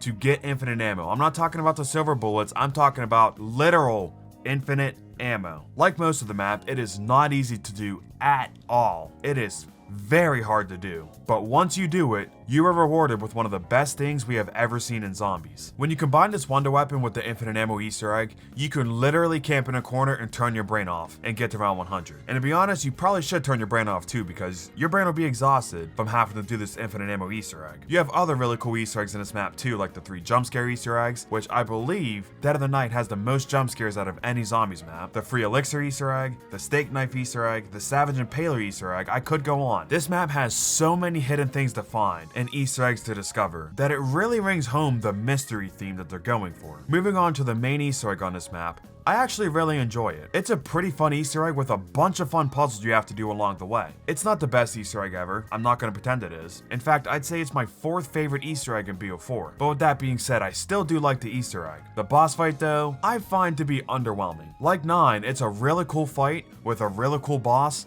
with a really cool arena, but it's just really easy to beat. Rarely in this boss fight do I find myself struggling with it, and I don't know if I've ever died in this boss fight. Like I said, it's a fun fight, I just wish there was more to it. And to finish this map off, let's talk about its layout. I think this map's layout is pretty good. It's very symmetrical with well-placed fast travels, so I actually do enjoy this map's flow. I did get confused by the layout at first, and which hallway would take me to the greenhouse or the cemetery. I couldn't remember which one was which, but I think that was just a me thing. If you dislike Dead of the Night and some of your favorite maps of all time are Nocturne, Toten, Kino, Ascension, maps like that, then it makes sense why you wouldn't like this map. And you probably never will, but if your favorite maps are Origins, Der Eisendrache, Shadows of Evil, Mob of the Dead, maps like that, then you absolutely need to hop back on Dead of the Night and give it another chance. It's a very overwhelming map, but I promise you, once you learn all the part locations and how to do all the stuff efficiently, like you did Origins and Mob of the Dead and Shadows of Evil, you'll grow to absolutely love this map, like I did. Now we're going into my S tier. These are my favorite maps of all time. I have mostly great things to say about them, and let me just say, for the rest of this video, I am going to be doing some serious nitpicking, because to place these rankings for these last 8 maps, I really had to weigh in every single possible negative thing about them that I could. But just remember, these next 8 maps, I absolutely adore. Coming in at the number 8 spot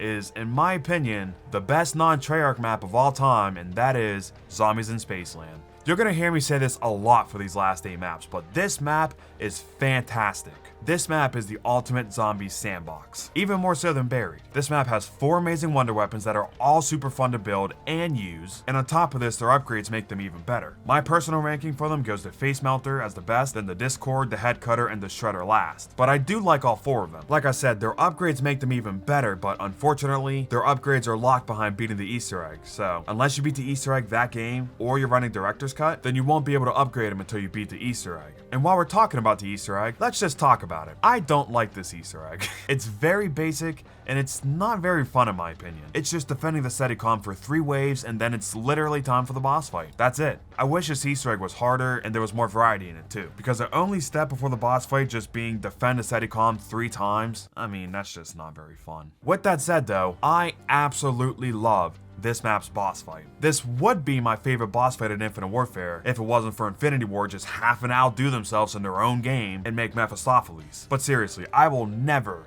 get tired of fighting the alien. It is such a fun boss fight, and it is very challenging if you don't cheese it with an infinite ammo. An infinite ammo? Oh my god! Oh my god! He just got fucking obliterated. Oh my god.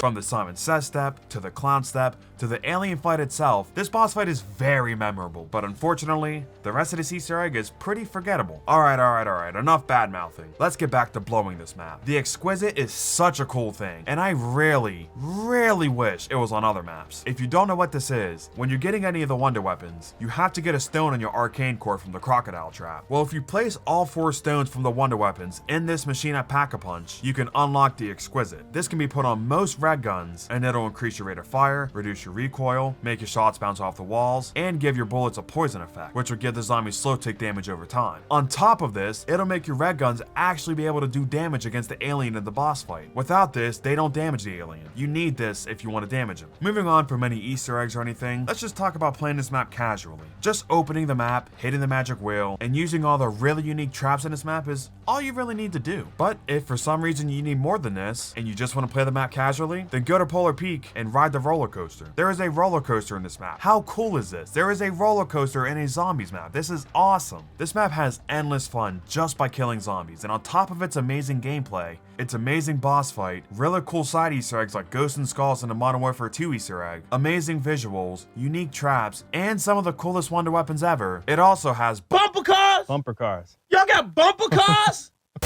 Terminus is my favorite BO6 Zombies map so far, and in only 2 months, it has already become my 7th favorite Zombies map in history. This map had me hooked, ever since the first playthrough, actually, no, scratch that. Before my first playthrough, just me seeing that one clip in the BO6 reveal event, after that, I could not wait to get my hands on this map. Fast forward to release, and my expectations were not let down because I was hooked on my first game. I had so much fun grinding content on this map for like 10 hours a day. I grinded this map non-stop for like the first 2 weeks, and I still have yet to be bored of this map. And one of the reasons as to why is because this map is fucking massive with so much stuff to do in it. As the Smith Plays would say, this map is the size of like 300 Nocturne Totens. Or to convert it to a more measurable measurement, this map is like the size of 5 Shadows of Evils. This map is freaking huge. And unlike other huge maps in the past like Transit and the Outbreak maps, there isn't any dead space on this map. Not even out in the water, because in the water, you can find loot crates under the water that can give you free loot. You can find parts for side Easter eggs like the Pirate's Watch and the toy boat for the boat race Easter egg. And there's even small islands that you can't get on that have spores on them for free perks. And let's just continue with the side Easter eggs because oh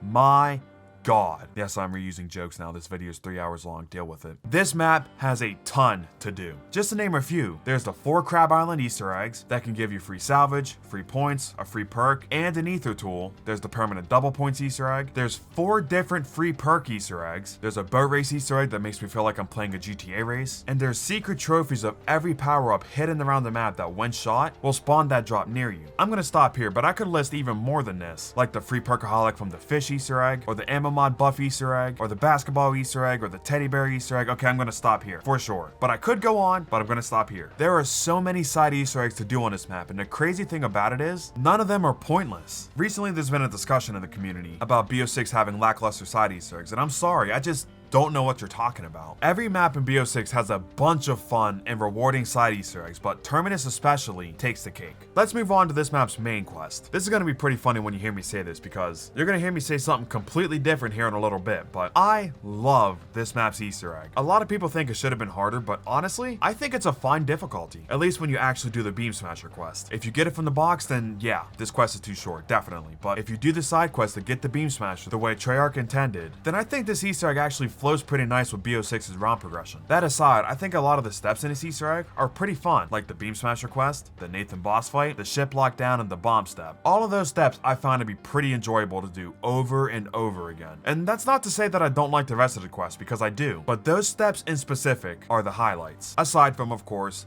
the boss fight. This boss fight is seriously phenomenal. After seeing all of Cold War's boss fights, and sometimes not even a boss fight, I lost faith in Treyarch to make a good boss fight anymore. But boy was I glad to be proven wrong in BO6, because this boss fight is already one of my favorite boss fights ever. Each phase of this boss fight gets better and better until the last phase spawns in every enemy on this map, and the Kraken can do a wipeout attack. I think this boss fight is a lot of fun, and its difficulty scaling is great. Not to mention that the boss itself is a freaking Kraken! Let's hit a few more things about this map, starting with the Wonder Weapon. You can use the Beam Smasher two different ways. If you use it on its own, I don't find it very good. I just don't. In fact, I rarely found myself using it to kill zombies, because I use it the second way, which is definitely the more effective way to use it, and that is by tapping its alt fire in a horde of zombies, then pulling out your red gun, which is probably your GS45, and mowing down the horde. It is such an amazing assisting tool to your red gun that it basically makes your red gun the Wonder Weapon. If you don't like this Wonder Weapon, I can totally understand why, but I personally think this Wonder Weapon is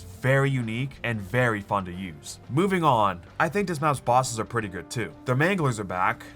Yay. But they actually fit this map, unlike every single Cold War map. So I don't really mind them on this map. And then you have the Amalgam. This boss is sick. He is one of the coolest designed enemies ever, and he is so much fun to fight. He's fairly tanky if you just spray him down, but if you use the Beam Smasher on him and then you shoot him, you'll be able to take him out fairly easily. Sorry, had to glaze the Beam Smasher again. I think both enemies fit this map and make it even better. The last thing about Terminus I want to talk about is high rounding. I find high rounds on this map to be a lot of fun, both pre and post Mangler nerf. There are so many areas to train on this map and so many good camping spots that the replayability is pretty much endless. And unlike Ascension, the zombie AI in BO6 is pretty fast and aggressive, so it makes these massive open areas feel a lot less safe. By far my favorite spot to go for high rounds though is the Beam Smasher room. In this room there are 2 zombie spawns and they are right next to you. You have to quickly kill the zombies before they overrun you and kill you. These high rounds in here are so fast and so chaotic, they are so much fun. And I'm gonna end this map with probably the most important part, and that's the vibe. This map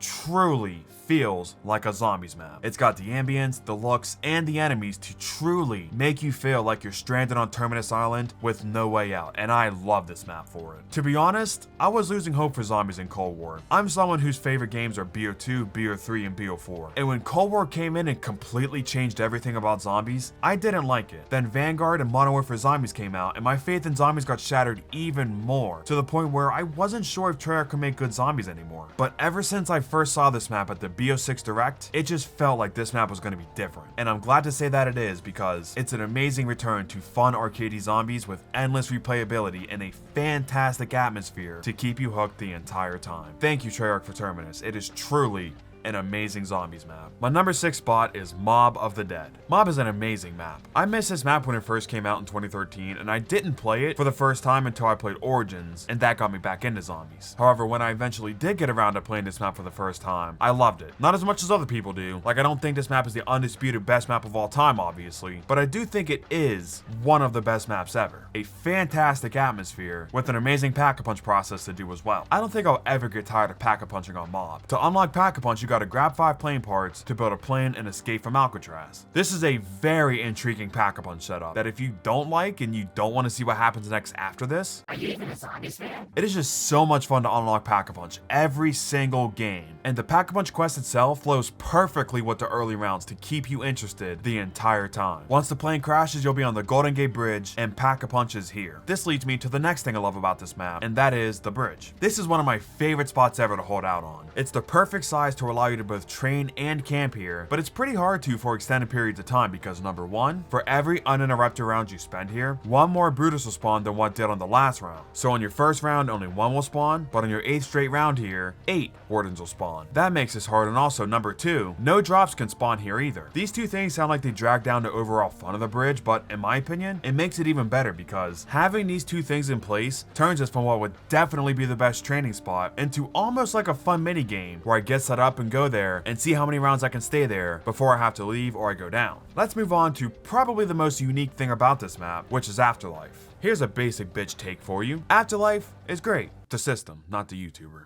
Although, I guess he's alright too. It's an amazing system that completely revolutionized how power works in Zombies, and it showed us that power doesn't have to be a simple flip of a switch. It is just so much fun to jump around the map with Afterlife, and unlock all the parts, and unlock the secret doors and everything. It only adds to what I was saying about Pack-a-Punch, and how it never gets old to do. Some people might not like Afterlife, because it also gives you infinite revives, but I think that's yet another reason why this map is so great. Everyone thinks this map is easy, and it kinda is, and that is because of infinite revives. But if the Afterlife system didn't count as your revives, and instead of reviving yourself in Afterlife every single time you went down, you just had your 3 quick revives and that was it. Combine this with BO2's 2-hit down, Mob of the Dead's really CQC gameplay, and there being no second chances in BO2 like Anywhere But Here, or Gobblegums in general, a specialist, stuff like that, then I feel like most people in this community would think this map would be too hard. Next, let me talk about this crew. They are incredible. Every single character has a fleshed out backstory, a reason to escape, and a fair amount of self-doubting dialogue when you're down. What do you think will be waiting for you when you get out, Sal?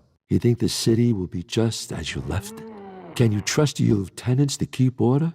To keep peace? You know the answer to that, don't you, Sal? You know human nature. You know what greed can do. They'll fight like rats over every scrap of turf, every nickel and dime. The only thing waiting for you is chaos. Is that really what you want? All of this makes the crew of mobsters unforgettable, and one of the best crews of all time. There's one more celebrity crew in Zombies that I like more than these guys, but still, they're all amazing. You know what else is amazing in this map? High rounds. In between the Vitriolic Withering and the Hell's Redeemer, this map's high rounds are a ton of fun to do. And even though they take a really long time to do, they still are some of the most fun high rounds to do pre-BO3. There are a couple good strats on this map, but definitely the best one is the cafeteria strat. I'm sure at least everybody has done this strategy at least once. The last thing I want to talk about with this map is the Easter egg. This was Jason Blundell's first map as a studio director, and while Treyarch nailed just about every other part of this map, they kind of failed on an Easter egg. It's a really great story, with the mobsters trying to kill Al to break the cycle, and the discovery of the cycle. It's a pretty good Easter egg narratively, but gameplay wise, I just don't like it. It's literally just flying to Pack-a-Punch 3 times, shocking a spoon in Afterlife, then grabbing that spoon with your Hell's Retriever in the cafeteria, then putting 4 numbers in the number pad, listening to dialogue, and then you fly to the Golden Gate Bridge to fight your friend. That's it. That's the entire quest. This quest is really short, and to make it even worse, you can't even do this quest on solo either. There are some fun steps in here, and like I said, it's a pretty great Easter egg narratively, but gameplay wise, it leaves a lot to be desired. I love Mob to pieces, I really do. It has an amazing setup, a really fun gameplay loop, and a fantastic story going throughout the map. And on top of this, it has the great crew, and it's set on Alcatraz Island. In fact, you want to know a little secret? You give me zombies on Alcatraz, and I will give you my money. Apparently, Treyarch heard me say this because a few years later, they released another map taking place on Alcatraz, and I love that map too. In fact, I love that map so much that I even love it more than Mob of the Dead. Like I said, I love Mob of the Dead to pieces, I do, but sometimes they just get the sequels right. My number 5 spot, my 5th favorite map of all time, is none other than Blood of the Dead. Blood, blood, blood. Where do I even begin with this? Oh, I know. Let me start the censure with just saying that I know for a fact you don't agree with this, and you probably think this map sucks. And that's totally fine. I'm not expecting you to agree with this, but I am gonna give you the common courtesy of explaining in granular detail why I love Blood of the Dead. A lot of people hated this map on release, but I've always loved it. I'll never forget when this map first came out. Me and my friend Matt were Easter egg hunting on this map for hours trying to get first in the world, and we found the new industry step first. And we were trying to figure out how to do it, and we thought we did it correctly the first time, and we didn't, but it didn't matter because we still lost our minds because we thought we did it right, and we just couldn't contain our excitement. Oh. What? Mob spawn. There's a ghost. Are you serious? Are you serious? Dead ass. No Mob fucking spawn, way. Let me calm. No way. No way. No. There's a fucking ghost, bro. This is hype. I'm coming. There's a ghost. Fuck that ghost. He stopped. He stopped. He's here. I'm coming. Oh my god. Where is he going? What the fuck? What the fuck? Did we just find his step? This is hype. Dude, we found the fucking ghost. New industries, baby. Way to go. Oh my god. Down there. Right. Dude, what the fuck? Tell everybody you know to get in this stream right now. Ah! You can suck him. You're sucking him. Oh my god. Dude, hype in the chat. Hype in the chat. What the fuck? Wait, he just got He has something. What the fuck? Where? What is he doing? Let's go. Dude, we found something. No way. Where? Did we get first in the world credit? Did we get first in the world credit for new industries? I think we Holy do. shit. Dude, we fucking found something. We Do found not let the something. zombie bleed out. Oh Please. my god, bro. Tweet it out. Someone tweet Hype out. in the chat. What? He's physical. He's physical. You could see him without going in. What is he doing? Wait, there's two. Dude. What the fuck? Why is there two? What are we What are they fucking doing? I'm activating the trap. Are they Get out about the to way, get out fight? the way. Are they about to fight? Oh! Oh shit! He just killed him! He marked him! Oh shit! Ah! This thing is gone! We did the fucking new industries! Oh my god! Oh my god, he just murked the shit out of another ghost! But besides Easter egg hunting, I've always loved this map, ever since release. Like, you name something about this map that most people dislike, and chances are, I like it. And that's not to be a contrarian, that's just because I love this map. I love this map's Easter egg, high rounds, and even the side Easter eggs on this map. Yes, I even enjoy doing the Hell's Redeemer and Spork Knife Easter eggs. But first, let's talk about the main Easter egg itself. It's hated by most people in this community, and that's because it is a very hard Easter egg. This is the single hardest Easter egg in Zombies history, and I love it for it. Like I said 10 minutes ago that I was fine with Terminus's difficulty, and I am fine with it, but if you give me the option between the difficulty of Terminus and the difficulty of Blood, 10 times out of 10, I will pick Blood of the Dead. More importantly though, this Easter egg is a lot like Origins in the sense that your first time doing it, it's a convoluted mess. You're trying to upgrade the staffs and do all the steps, and by the time you're at the end of your first completion, you're 2, 3, maybe even 4 hours into the game, and you're guaranteed round 30 plus. But when you learn how to upgrade all the staffs efficiently and do all the steps back to back, you'll be able to beat the Easter egg a lot faster and in turn, enjoy it more. Blood is the same way. In between waiting for round 17 to start the bird step, doing the bird step, and doing the 5 challenges after that, this Easter egg on solo will take the average person like 3 hours to beat on their first try. Hell, it took me personally over 4 hours to beat it on my first try. But like Origins, so much of this Easter egg can be optimized, it is insane. You can turn on power and open Pack-a-Punch on round 1. You can unlock the secret room for the bird step early with Monkey Bomb, so you can start the bird step on an average of round 5 or round 6. Or if you want to hit the box on round 1 and get the Monkey Bombs, you can even start the bird step on round 1. And the bird step isn't random despite what people think. There are a lot of locations for him, but the game literally tells you where the bird goes on every single round. And on top of this, you can hear the bird through floors and walls, so if you check near the auger wall by and you don't hear anything, then that means he's not there,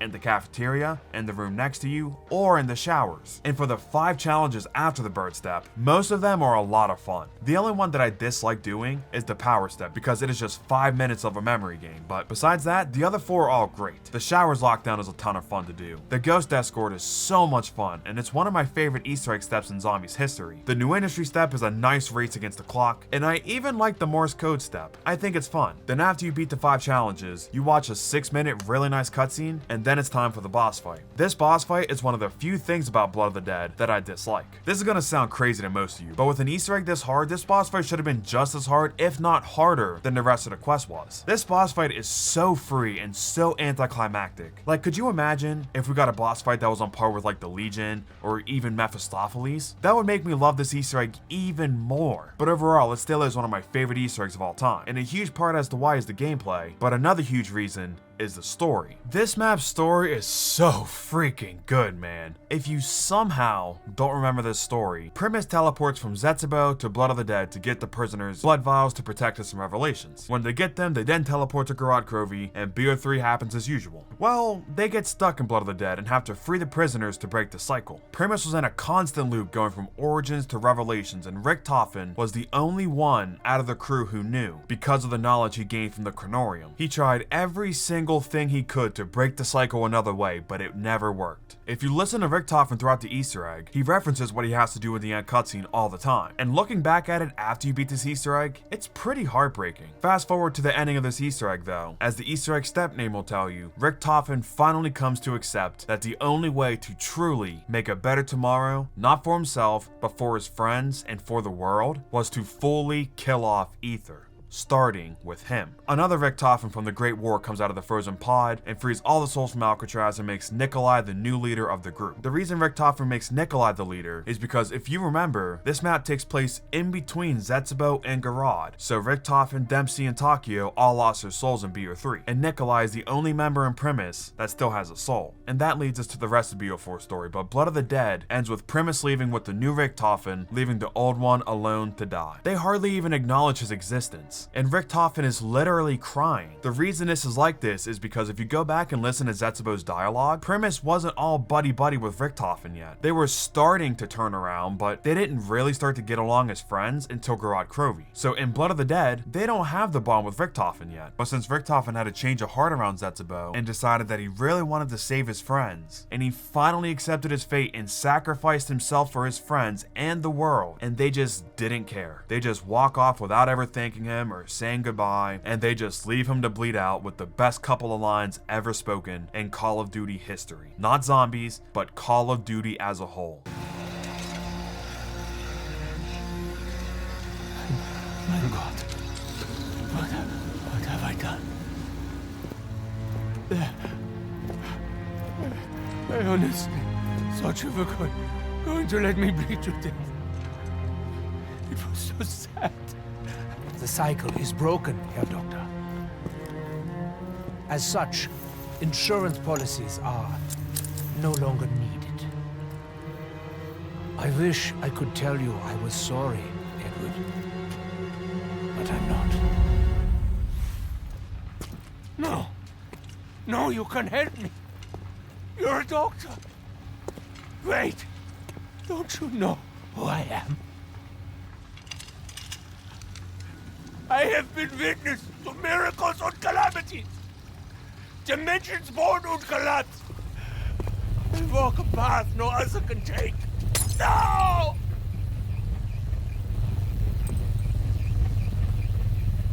I want to be me. Someone who did all the hard work.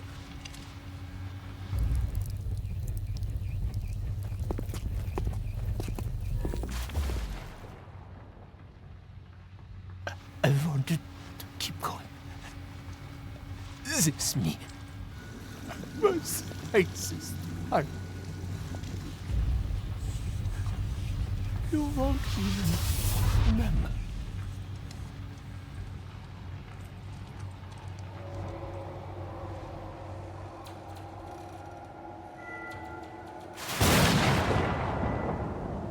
Seriously, Nolan North, hats fucking off to you because this is such a gut-wrenching scene, and it makes me tear up every time I watch it. Let's stir up the vibes of this video a bit by going over this map's casual gameplay. This map has a great early game flow with some amazing music too to keep you hooked. A lot of people think this map plays terrible, but I'm sorry, I just don't see it. I think the core gameplay loop of Blood of the Dead is a lot of fun. The map's got great training spots like on the roof, and the cafeteria, and the new industries building, by the third dog, I could go on. But it also has a lot of great camping spots like China Alley, Richtofen's lab, both with the Easter egg door closed and open, and the warden's house, on the gondola. Again, I could go on. There are so many different ways to play this map that even playing it casually brings almost endless fun.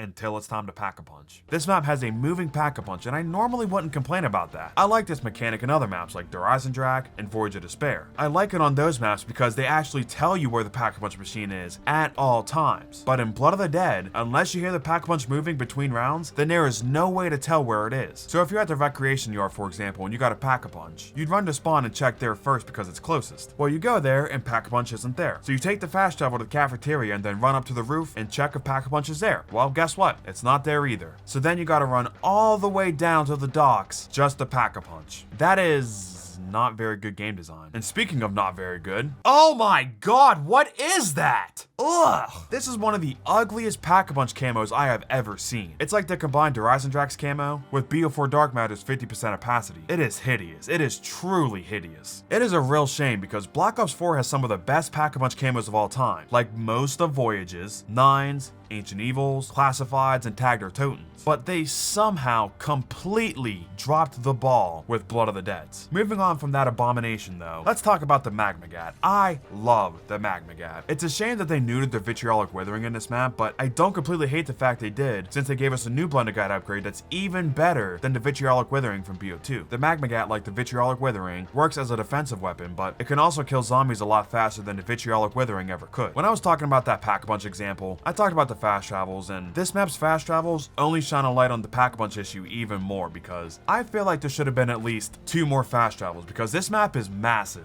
And I get that they wanted to feel that way, but there should have been a fast travel both to and from the docks to spawn, and maybe even one from the cafeteria to the Citadel tunnels. And let's end off my goat with a hot take. I don't think this map needed the Golden Gate Bridge. Would it have been cool to have? For sure. Definitely. But number 1, this map is already big enough as is, and number 2, there is so much stuff in this map that I just feel like they didn't need it. Again, it would have been really cool to go there for the boss fight or something, but I don't hate this map because they left off the Golden Gate Bridge. Finally, I gotta talk about what this map means to me personally. Nobody else, not even the Blood of the Dead fans, are going to understand this part, but there is another very important reason why I love this map. For years, I tried to grow on YouTube making zombies content, and I was never successful. Through BO4, through Cold War, it didn't matter. I just could not grow. Eventually, I released a 3-hour video beating every Easter egg in Zombies history at the time, and that video bombed and completely killed my motivation for making Zombies content. So I decided to make one more video that I really wanted to make before I had my motivation killed, and then I was gonna call it quits. That video was my Blood of the Dead Easter egg guide. I posted that video and basically quit zombies. I was starting to pivot to other games and play those more and make content on them, and as I was going to release my first non-zombies video, I saw that my Easter egg guide for this map was blowing up. And I was even able to help YouTubers like Samuel the 17th beat this Easter egg, so I took this as a sign that trying to grow making zombies content wasn't futile and I could still do it. Fast forward about a year and I released another video on Blood of the Dead, this time beating it with a one-hit down. This is not only my greatest accomplishment ever in zombies, but it's also one of my favorite videos that I've ever made, and a lot of you guys have found me through this video. So even if you don't like the map, you at least gotta appreciate that this map probably introduced you to me, and for me personally, Blood of the Dead helped me get my foot in the door as a content creator, so I owe it the world for that. So in summary, why do I prefer Blood over Mob? Because, in my opinion, Blood has a better Easter egg that's actually able to be done on solo, Blood has a better wonder weapon, Blood has more enjoyable high rounds, and Blood even has a better story. Just about every way I judge a zombies map, Blood just barely outperforms Mob. Blood's just always been a map that I loved, and over the years, I've grown to love it even more. I love this map, I will always love this map, and nothing y'all say in the comments will make me change my opinion on Blood of the Dead. It has one of the best Easter eggs of all time, it is one of the best maps of all time, and it is better than Mob of the Dead. But Blood of the Dead is not my favorite BO4 Zombies map, because that would be my number 4 spot, which is Ancient Evil. I mean, what's not to love about this map? It has an amazing atmosphere, an amazing map layout, with some of the best wonder weapons of all time. The 4 hands are all a ton of fun to use, but by far my favorite is the hand of Oranos. It makes me feel like I have a thunder gun strapped on my hand that I could just fling the zombies away with. Like I said though, I love all 4 hands and there's not a single one that I dislike. Moving on to the Easter egg, I love this Easter egg so much. This Easter egg is filled with so many fun steps that aren't particularly hard to do, but they never get boring to do either. Well, besides the Scepter and Sundial step on solo. This lockdown on solo, it's pretty unbalanced and it's pretty unfortunate. No matter if you do this step on 4-player, 3-player, 2-player, or 1-player, the same amount of zombies will spawn and the same amount of boss enemies will spawn too. So have fun with this on solo, but regardless, after you beat it, you get to do one of the best steps in zombies history, which is the hit your mark step. This step is just simple target practice. You just gotta sit here and kill the zombies that spawn with your hand. A single shot for the zombies in the crowd and a charge shot for the zombies on the ground. You get to do this for 3 waves while listening to this absolutely amazing song play in the background.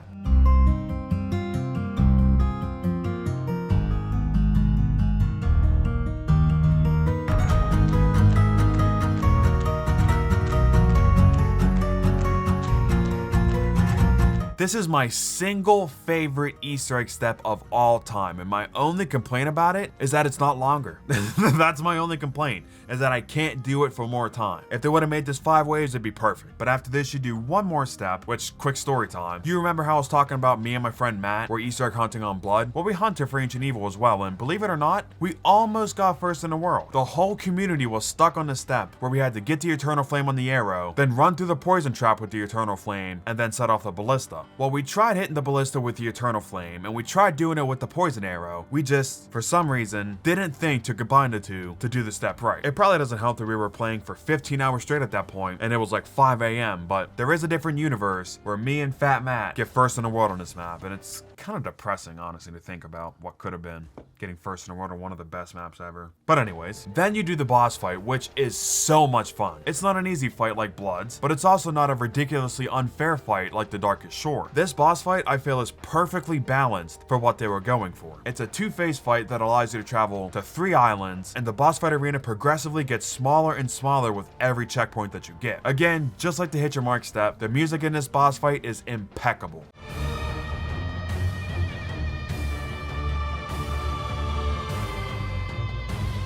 You're gonna hear me say this a lot for these top 5 maps, but it's still true. These maps have some of the best OSTs in all of Zombies. Whether you're just wandering through the map on low rounds, or you're fighting Perseus himself, this map will have you feeling all sorts of emotions, especially because after the boss fight, you get the cutscene where we found out that Alistair was frozen and the Oracle steals all of Scarlet's maybe demigod knowledge and leaves us on an amazing cliffhanger that unfortunately we will never find out what happens next. I know a lot of people didn't care for the Chaos story, but I was someone who liked the story since day one, and when I first saw this cutscene I was so hooked. I could not wait to find out what was going to happen in season 2 of BO4's DLC, and that never happened. I really can't stand that we will never get an ending to the Chaos story because I loved it and I thought it was amazing, but too many people wanted Ether instead, so this story got scrapped. Moving on to this map's casual gameplay. It plays and flows amazing. Whether you're in the main world or the underworld, there's no situation like in Call of the Dead or in Die Rise where you have to go around your elbow to get to your wrist. This map just flows great. Going for high rounds on this map can also be a ton of fun, with the 4 hands allowing you to play basically however you want to. It makes high rounding on this map so much fun, especially compared with this great perk, I can't. Come on, Joltz. Stomach the energy. Blood Wolf Blight. Oh god. I hate this perk with a passion. Trust me, I really do. But the one thing in this game that it's actually good for is high rounding on Ancient Evil. If you don't know what this perk does, it'll spawn in a companion wolf that'll go kill the zombies, and in the modifier, the zombies it kills will drop many drops. One of these drops is a mini max ammo. Normally when you pick up this mini max ammo, you would get 1 magazine of ammo back, but since the hands don't have a magazine and all of its ammo is technically in the same mag, every time you grab a mini max ammo from Luna, you'll get all your ammo back for your hands. Now, as much as I love this map, it unfortunately does have one pretty big downside, and that is the side quests on this map. Which ones? Exactly. There are 2 side Easter eggs on this map. One is a tedious chore just to get 10 more shots in your wonder weapon, and the other is the Easter egg song. That's literally it. It really sucks too because this map has so much potential for so many great Easter eggs taking place both in the underworld and the main part of the map, but for one reason or another, they didn't put any side Easter eggs on this map. Overall though, Ancient Evil is a fantastic map that nowhere near enough people try. Most of the time when I hear people say they played BO4 for the first time, this is most often their favorite map. If there's any map that you would like from this game, it'd be this one, so go give it a shot. Now here we are in my top 3 Zombies maps. These are my 3 favorite Zombies maps of all time. I have always loved these maps since day one. I will always love these maps, and if I have anything bad to say about them, then it's like 1 or 2 of the smallest things to nitpick about that I could possibly think of. I know that S tier should technically be the highest tier, but I think these 3 maps are so freaking good that they do belong in their own tier at the top. So now we're exiting S tier and going into what I'm gonna call my S+ tier. Like I said, we got 3 Zombies maps left to rank: BO2 Origins, Drak, and Shadows of Evil. What is my ranking for these final 3 maps though? See if you can get it right down below. My number 3 spot though, I'm not gonna keep you guys waiting for any more time. My number 3 spot is BO2 Origins. I love this map so freaking much. I thanked Kino for getting me into the world of zombies, but I gotta thank Origins for giving me a reason to keep trying to get better as a kid. I played this map on solo a lot in 2013 and 2014 and even most of 2015, and in that time I could barely make it to round 5 on solo because I would just stay in the trenches for way too long and die. But slowly I got better at this map, and I played it so much that eventually I was able to beat this Easter egg on solo, which was a pretty big feat back then. I mean, it's still a pretty big feat today, but especially back then, 2014, 2015, beating this Easter egg on solo meant you were a really good Zombies player. This map has so much stuff to do. You got the 4 staffs to build, the 4 trials, the Maxis drone, the free magnet collider, the G-strikes, I could go on. This map has so much stuff to do to keep you coming back over and over again, and it's part of the reason why this is so many people's favorite map. But why do I like Origins so much? Let's start with the Easter egg. This Easter egg was very hard, and it was pretty challenging to beat on your first time. But with that being said, it's not because this is a bad Easter egg or nothing, because it's not. None of the steps are annoying, especially since in BO2 I can skip the one step that would be. Upgrading the staffs is fun, killing the horde of panzers is fun, shooting the plane out of the sky in Zombie Blood is fun, and the ending where you gotta survive in the crazy place and get 100 kills without leaving. With the random walls going everywhere, combined with the fact that you'll have no staff at this point, this is a pretty hard thing to do at the very end of the Easter egg. But after you get the white flash, you send Maxis into the light to finish the Easter egg. This Easter egg overall is a lot of fun, and I think it still holds up to this day. If I were to ask you what your favorite staff is, what would you say? Well, me personally, I would say the lightning staff, but if you give me any of the staffs, I'll be happy with it. Well, any staff besides the ice staff. But as far as the other staffs go, the lightning staff, the wind staff, the fire staff, I love them all. Give me any of those staffs and I'll be fine with them. And let's talk about the map exclusive guns real quick. The Ballista, the KSG, the Scar H, and the Scorpion Evo. I like all of these weapons and I think they all fit Origins perfectly. I'm not a huge fan of the Ballista, but I love the other 3 guns. Anytime I get any of the other 3 guns from the box, I do pick them up and upgrade them because they are so much fun to use. By far my favorite of the bunch though is the Scar H. Not only is this my favorite gun on Origins, but it's also one of my favorite guns of all time. And let's end this entry with arguably the coolest part about this map, which is the setting. You're in a World War I battlefield with sci-fi elements sprinkled all throughout the map. You got the huge robots coming through, you got the dogfights in the sky, and something I never really thought about until I sat down to make this video. This map has changing weather, and that can also really help with the immersion. It can either rain, snow, or do neither, and I think that helps spice up the atmosphere a decent amount every few rounds. Overall though, Origins is my 3rd favorite map of all time. There is so much to love about it, and I know that this is probably your favorite map. Trust me, it used to be my favorite map too. And then BO3 came out. My number 2 spot, my 2nd favorite Zombies map of all time, is the one, the only, drumroll please, it is Origins but better, aka Der Eisendrache. Now I say Der Eisendrache is just Origins but better, and I am kind of joking, but when you really think about it, this map did bring back a decent amount of things from Origins, but did them better. For starters, Premise is way better in this map than they are in Origins. They are so serious in Origins, which is great for the map, and it fits the map, but nothing will ever beat hearing our crew become absolutely unhinged using the wonder weapons on this map. Maximum voltage! Maximum effectiveness! Do you feel illuminated? Electrocution really isn't humane. Not that I mind! Do not look so shocked!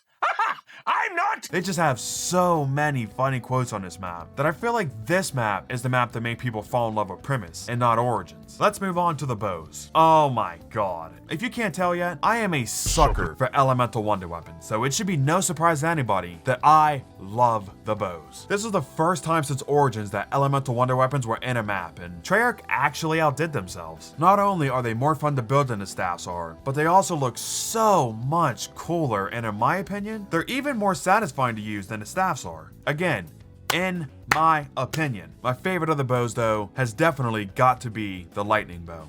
Nah, I'm just fucking with you. You think I want to run that trash? Void bow gang, rise up, let's go! All jokes aside though, the void bow is my favorite of the 4 bows, and it probably does have my favorite upgrade quest too, but like I said, I do like all 4 bows. I can train with any of them, and I can camp with most of them, but I'm a trainer, so these bows are great. And then you got the Easter egg. It's crazy to think just how good this Easter egg is for how early on in Blundell's run it was. All these steps are fun to do and they never get annoying. The Whisk step is fun once you understand how it works. The Simon Says step is great. The Keeper Soul boxes are fun to do, and of course, the boss fight is absolutely fantastic. I said this for the Easter egg, but I'm gonna say this again here because it especially rings true here. It is crazy to think just how good of a boss fight this is for how early into Blundell's run this is. Like, you'd think it'd take him a while to make the perfect formula like in Voyage, but somehow they struck gold early. Like, really early. This is the 2nd boss fight, or if you want to count Mob, the 3rd boss fight into Blundell's run. This boss fight is fun, it is hard, and it's got a kick-ass soundtrack to play while you're doing it.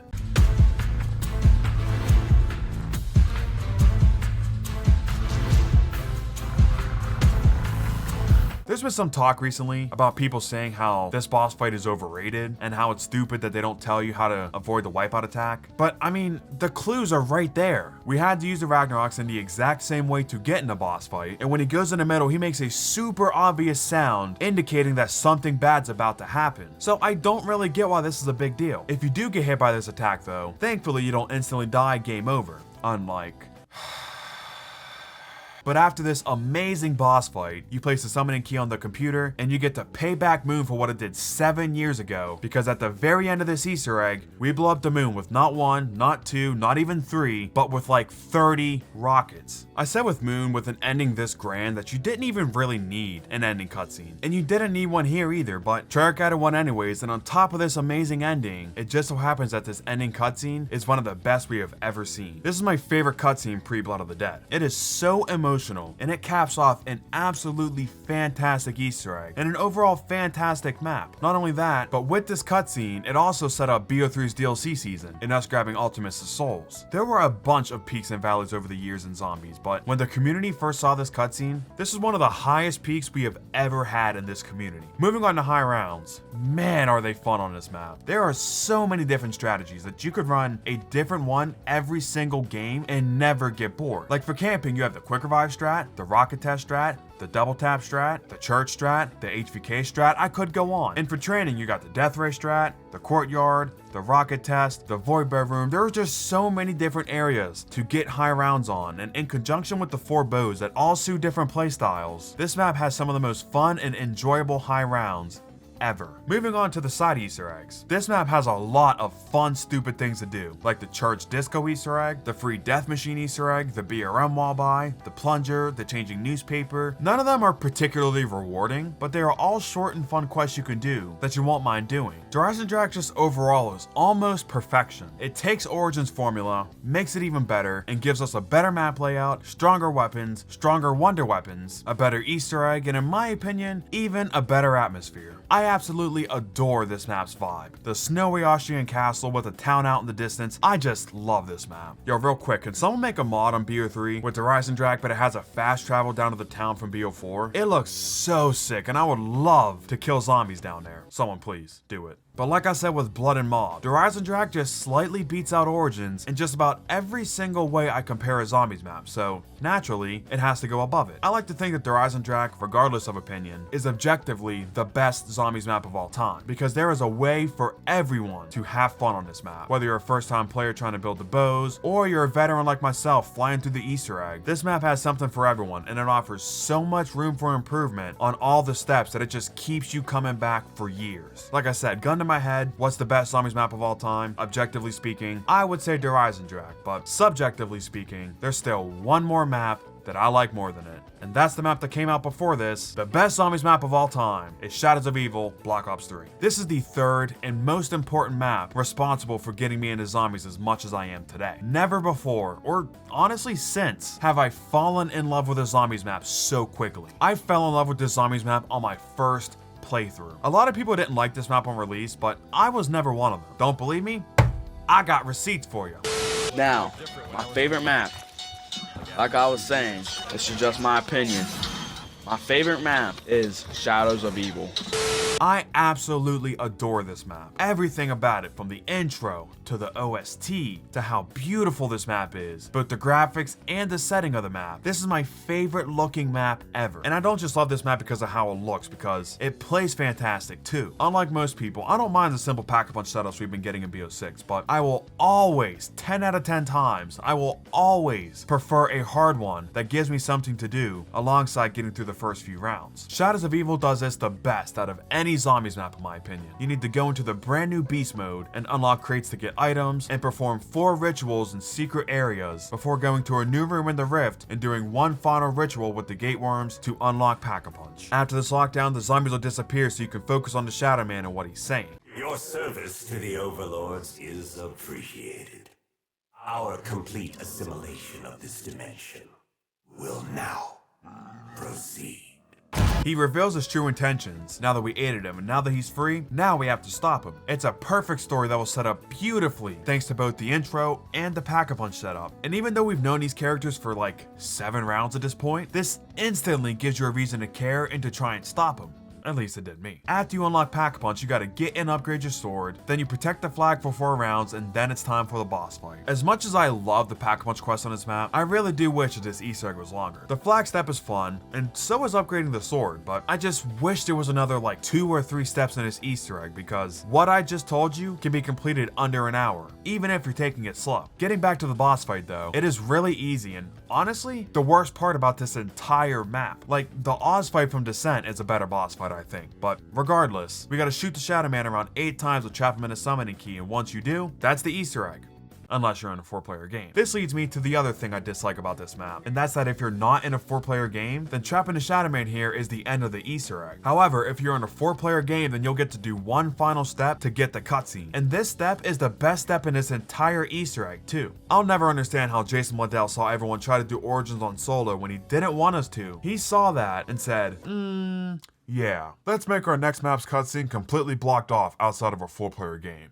But getting back to this step, it is fantastic. While this absolutely amazing music is playing in the background, you have a job to do. After you trap the Shadow Man in the summoning key, a huge gate worm will spawn, and you gotta take him out with the tram. Every player has to kill a Margaret to gain access to Infinite Beast mode, and then go and shock a panel at each tram station to turn the monorail blue. When all 3 are blue, someone has to go call the tram, and then after it hits the gate worm, the 4th player in your game needs to shock the 3 keepers surrounding the gate worm to kill the Apothicon, beating the Easter egg. This is seriously one of the best steps in Zombies history. It is a very fun step that requires skill and communication, and it never gets old. My only complaint about it is, again, I just really wish we could see this outside of a 4-player game, because I wish everyone got to see this cutscene in their game for the first time.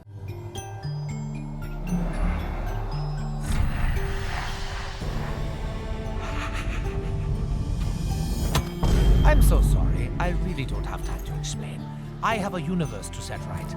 Thank you and goodbye.